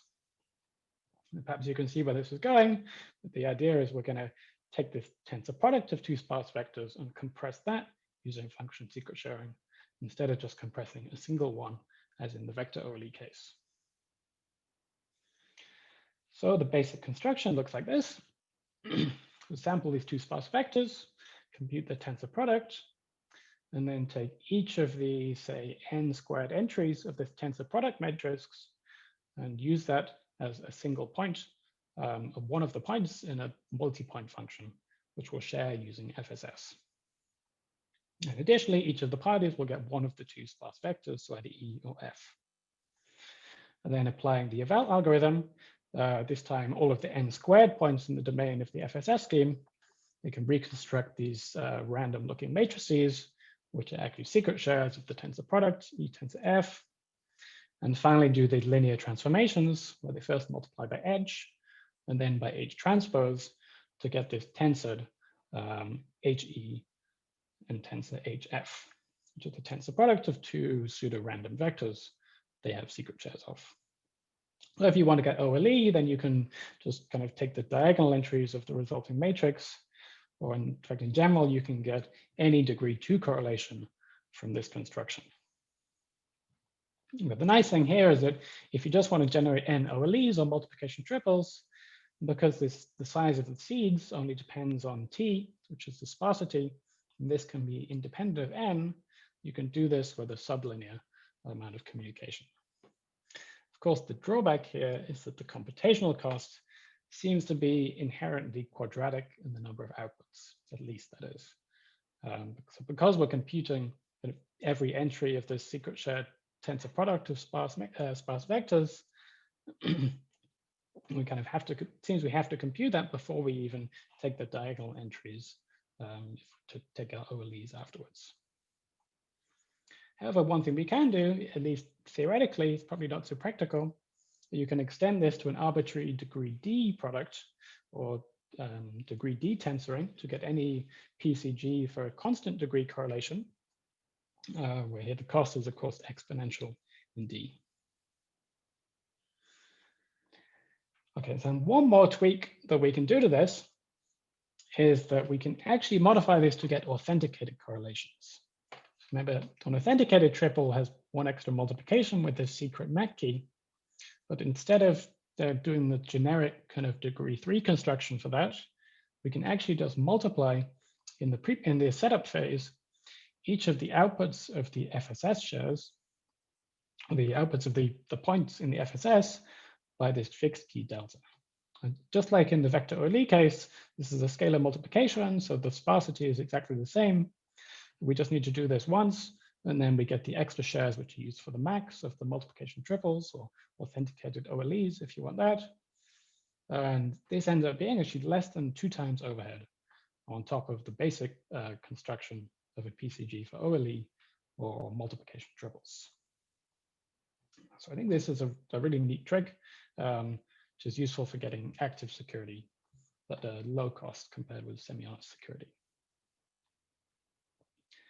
Okay, so one final application of the PCG for tensor product I'd like to mention is that we can get, given this PCG for constant degree correlations, actually get a homomorphic secret sharing scheme for any degree D function f, with D as a constant. So this is, again, not practical, but it's kind of a nice feasibility result, because previously to get these types of homomorphic secret sharing schemes for general functions, we could only do this with stronger assumptions like DDH or LWE. So anyway, I haven't really explained what homomorphic secret sharing is. So let me just quickly go through the construction in case you have an idea of that. So we're going to take a PCG for this D-way tensor product, which expands to a random vector R together with all of these tensorings of R with itself. And then we can secret share some input X by first running the gen algorithm for the PCG, and then outputting this value Y equal to X plus R. And so both parties in the secret sharing scheme get the value Y, as well as one of the keys from the PCG. So then given a share, you can locally evaluate any constant degree function F on the inputs X by rewriting F of X as F of Y minus R, which you can see is a function F prime in the secret variable R, which is actually linear in this vector RD, which we compressed using the PCG, because it's a degree D polynomial, and given all these degree D monomials in R, we can compute this as a linear function. So just by expanding the PCG, they can get shares of this and locally apply the function to get secret shares of f of x. Okay, so now moving on to the perhaps more practically interesting side of things, which is improving the efficiency of this PCG for OLE. So recall that the problem was we computed this entire tensor product, when actually if we just want OLE, we only need to get the diagonal entries of this tensor product matrix on the right. So the natural kind of algorithmic way to look at this is to say, okay, can we find some perhaps specially structured matrix H for which the corresponding LPN problem is still hard, which allows us to compute this equation without having to go through all of these tensor products. So you get it with ideally linear or quasi-linear computation. And it turns out that you can get something which allows you to do this if instead of generic LPN, you rely on a very specific variant of the ring learning parity with noise assumption. So let's look at this now. So this is a specifically arithmetic version of LPN over some prime ring RP, which is the integers mod P, or polynomials in integers mod P, modulo some polynomial x to the n plus 1, where n is a power of 2, so this is a cyclotomic ring. It's the same ring used in fully homomorphic encryption schemes based on ring LWE. So if you're familiar with that, then this should be quite straightforward. Then the assumption is that given some random polynomial A, together with A times by E plus E prime, where E and E prime are these two sparse polynomials of degree up to n sampled from the ring, this is indistinguishable from a pair of random polynomials. So in addition, we'll require that actually the P has to be chosen of a special form such that the polynomial x to the n plus 1 splits completely into linear factors in the ring RP. So if this happens, then RP is actually isomorphic to n parallel copies of just ZP. And the nice thing about this is that it gives us a way to translate multiplication of two polynomials to coordinate-wise multiplication of two vectors, which allows us to get OLE. So by actually looking at this isomorphism, the LPN the LPN public matrix H, which we'll end up using, actually looks like this matrix here, which is A times V concatenated with V, where V is some van der Waals matrix, which specifies the isomorphism from the factorization of x to the n plus 1. And A is a matrix which corresponds to polynomial multiplication by the random polynomial A sampled from the ring LPN sample. And this matrix is actually of the right form that we needed on the previous slide and allows us to do this computation in an efficient way. But I'm not going to go into exactly why that is. Instead, I'm going to give a slightly different presentation of the construction, which maybe will be more intuitive. But first, a quick note about security is that this ring LPN assumption, when you add in this condition of splitting into linear factors, it hasn't actually been used before. We did a fairly extensive cryptanalysis of this, and we tried to bake it for quite a while. It doesn't appear to be significantly weaker. There's essentially one thing you have to take care of and be very careful about is the case where this polynomial x to the n plus 1 has a factor which is very sparse. In fact, in our case, when n is a power of 2, this is always going to be the case. So you can pick some sparse factor, and then given a ring LPN sample, you can reduce modulo the sparse fi, and you end up with a ring LPN sample in a smaller dimension. So it's kind of a dimension reduction attack, but the trade-off is by reducing modulo fi, you do end up increasing the noise rate. So when it's very sparse, you get this kind of optimal minimal increase in noise, but you're still always increasing it. So it's not always the case that it's going to help you, and there's kind of a limit to which this can help. So as long as you take care to choose the parameters such that the ring LPN instance still remains hard, even when you look at the corresponding instance reducing modulo every possible sparse fi, then we should still have security based on the kind of standard hardness of this non-splittable ring LPN. Okay, so now I'll just go over the construction based on this ring LPN assumption. And again, yeah, without unlike the previous approach, we're not going to look at the specific LPN matrices. We'll just look at it all in terms of polynomials, which is also perhaps a little more familiar if you're familiar with fully homomorphic encryption constructions from Ring LWE. So I think what we're doing here is somewhat analogous to what FEG schemes do when they improve efficiency using Ring LWE instead of standard LWE. So to get multiplication triples, we'll first sample some sparse polynomials, EE prime, FF prime, used for Ring LPN, and then compute this tensor product, which is this time just a tensor product of two length 2 vectors of polynomials. So this, there's just a constant number of polynomial multiplications. Then it has O of t squared non-zero coordinates, which we can distribute using function secret sharing. And then given FSS shares of this tensor product, the parties can expand these and they're going to compute the resulting product of AE plus E prime and AF plus F prime, which are the two kind of LPN samples which are used to for the expansion.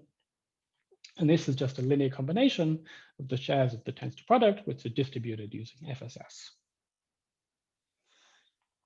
And because we do reduction modulo x to the n plus 1, but that this still preserves the sparsity, it just flips the sign of anything that overflows. So this is all still linear. And then the only thing that remains is that after doing this product, they have a polynomial product, which is secret shared from the FSS. And they want to convert this to a component-wise products over the ring ZP. And this is where we rely on this factorization of x to the n plus 1 so that we have the nice isomorphism between RP and vectors over ZP. So we can apply this van der Moorn matrix, or it's essentially a FFT transformation to locally obtain additive shares of the n independent multiplication triples. Okay, so that's kind of the basic idea of the construction. I'll just say a little bit about the complexity of it. So to produce n triples in ZP, where n is the dimension of this ring we're working in, then we have to do, at least in the kind of basic way, we have to do n times t squared POG operations, because we're doing this full domain evaluation on FSS instances with t squared points and n outputs. And additionally, we have to do n log n arithmetic operations for the polynomial arithmetic. And the seed size of this is going to be quadratic in t squared multiplied by this lambda log n from the size of each DPF instance. But we can do slightly better for the computational complexity if we slightly strengthen the assumption by relying on a regular error distribution, where we can concatenate these errors in a nice way. And we can reduce it to O of n times t instead of n t squared. And you could, in principle, do even better using batch codes, but this complicates the setup procedure. And then just like the OLE case with LPN, we can actually extend this to get authenticated triples with almost no overhead, just by doing this single scalar multiplication to each of the points in the FSS scheme. And in the paper, we have several extensions to this. So as well as OLE and multiplication triples, we can extend to more general degree 2 correlations, including matrix multiplication triples. Unfortunately, this isn't so efficient unless you're only interested in very small matrices. And we can also do multi-party PCGs based on a generic transformation, which applies to pretty much any PCG for a degree 2 correlation, as long as it has some nice programmable property, we call it. You can transform this into a multi-party PCG, so we can get multi-party OLEs and multi-party unauthenticated multiplication triples, but not the authenticated triples, because that's a degree 3 correlation and not degree 2. Okay, so I'll just say a little bit about the distributed setup protocol before wrapping up. So the main challenge here is that we're generating authenticated triples. Ideally, we want to do this with malicious security. we have to set up all of these DPF keys corresponding to these polynomial products of E times by F, where E and F are some sparse polynomials sampled in the key generation. Okay, so the first step of these is actually just doing this sparse polynomial multiplication. So suppose that one party has a sparse polynomial E, another party has a sparse polynomial F, and we want secret shares of the product of these without playing any kind of linear in the degree size communication, because that's going to kill our efficiency. So if you represent these polynomials as a kind of vector of the non-zero coefficients, then you can obtain shares of the product by doing just t-squared secret shared multiplications in ZP, which gets you additive shares of all of the non-zero values. Then you still don't know exactly which coefficient this corresponds to. So to get that, we have to do some additions, where if you have say an index I in E and index J in F, which is non-zero, then index I plus J is going to be non-zero in the product. But we actually do this as a binary addition circuit, so with multiplications for AND gates over F2 instead of just arithmetic additions.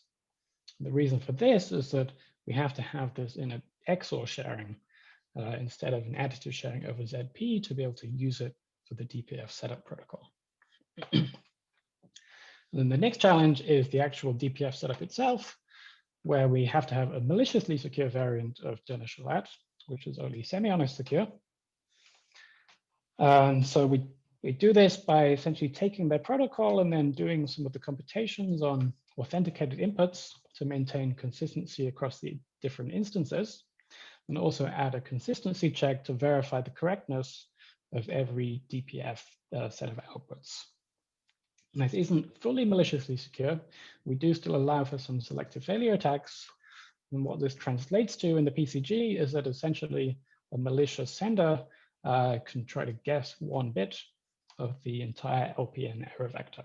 So they'll learn whether this guess is correct or not. But this seems like a relatively harmless amount of leakage. And it's just a one-time thing, and it's only one bit of information. Okay, so putting all this together, I'm going to give some quick concrete estimates for this silent speeds protocol, which is running the setup protocol and the PCG for producing a set of authenticated speeds triples. So here we're looking at triples over ZP, where P is a prime around 128 bits. We're going to produce this with malicious security. So first off, we have the setup protocol, which actually already needs to use a bunch of triples, around 25,000 of them actually, to do this setup protocol in the first place, as well as some extra correlated randomness that I'll ignore. Okay, but then once you have that, the parties only need to pay around 4 megabytes of communication to generate the pair of PCG seeds, which are each just around a megabyte or so. So the interaction in the setup protocol is fairly modest. And then given the seeds, they can locally expand these to produce a set of 1 million triples with around 20 seconds of computation. I should say this is estimated costs. We haven't implemented the full thing, but did some kind of basic micro benchmarks of the main operations. So I expect it should be reasonably close, at least within a factor of 2 or so. Okay, so for comparison, oh wait, sorry, one more thing is that, yeah, once we've created this set of 1 million triples, and if we want to do this again and create more triples, then we can run this bootstrapping mode where we reuse a portion of the triples or reserve them to be used as the seed generation protocol for the next PCG instance. So you can kind of count these as coming for free in an amortized sense, and it's just a one-time setup cost. Okay, for comparison, if we look at the overdrive protocol for speeds based on ring LWE, then this also has some setup procedure for producing some distributed keys of a special form. But then it goes directly from this to produce all of the multiplication triples, where the entire process takes about 17 seconds, according to their paper, and requires almost 2 gigabytes of communication. So clearly the communication difference there is very drastic. Using PCGs, you really get this benefit of having these small seeds. which you can then save for later before you need them and pay this expansion cost. Now, given that in the estimates for our construction, we actually haven't estimated the computational cost of this seed generation protocol. So the end-to-end time may end up in practice being more expensive than speeds, at least currently. But as soon as you take into account communication, it certainly seems very favorable and I think should be competitive. Okay, so to summarize, I hope I've convinced you that LPN is a really useful tool for constructing PCGs because of this nice linear structure with sparse noise that can be compressed with function secret sharing. And it can lead to practical constructions, the vector OLE and OT. And then from LPN, we can also get overlay and multiplication triples, where if we additionally rely on this fully splitting ring LPN assumption, we get something that seems very efficient and compares nicely with the speeds protocol. I just want to talk about a few open problems in the last minute. So there are many directions here. Firstly, perhaps immediately looking at this ring LPN construction, it'd be nice to optimize this and actually get a full working implementation. An interesting theoretical challenge is to get this working over Z2 or Z2 to the K, because actually the construction, the parameters you need to get this ring isomorphism to work, which I mentioned, requires you to work with a specific modulus, which has to be prime and can't be too small. So this is still an open question to find the right type of matrix which allows you to do this efficiently.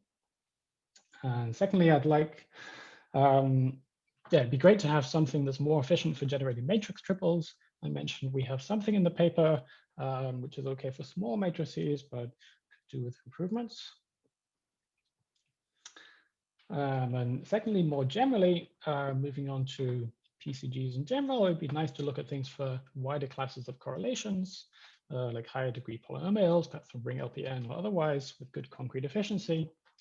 Also different things like random secret shared bits, modulo P, and also compressing garbled circuits. So for example, we know how to compress a garbled circuit using obfuscation, but this is of course just a feasibility result. It'd be great to have something that's practical. Also, it would be nice to have PCGs from different kinds of assumptions. As you've seen, we can do a lot from LPM. We can do a lot from LWE. There's not really much else apart from this DDH or paleo-based construction, which has this inverse error probability. And finally, in the multi-party setting, I think there's still a lot that can be done. So I mentioned we can do degree 2 correlations in a fairly generic way. But once you look at more complex things like that, even for the simple case of a point function, we don't know how to do anything in the multi-party setting with better than a square root key size in the domain size n. It'd be also interesting to have things in honest majority setting, for example, with Shamir shares of random values or random triples. Okay, so that's everything I wanted to say. These are the 3 papers, which most of what I presented has been based on.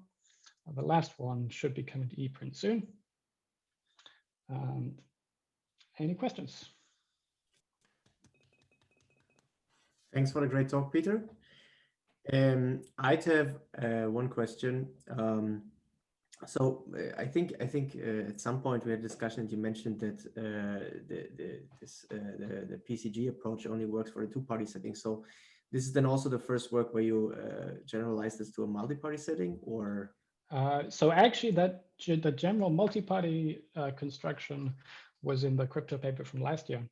Okay. So in this work, we just apply that to the 2-party ones we construct, which is fairly straightforward. Okay, and the comparison with speeds, that was then for the 2-party setting only? Yes, because once you go triples.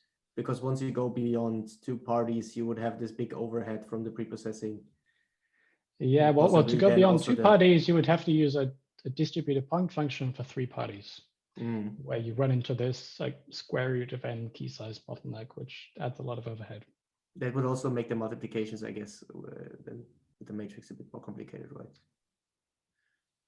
I think that would still work. Oh, no, it wouldn't. It would be, no, never mind. Yeah. Okay, thanks. Are there other questions? I can't see anything in the Q&A.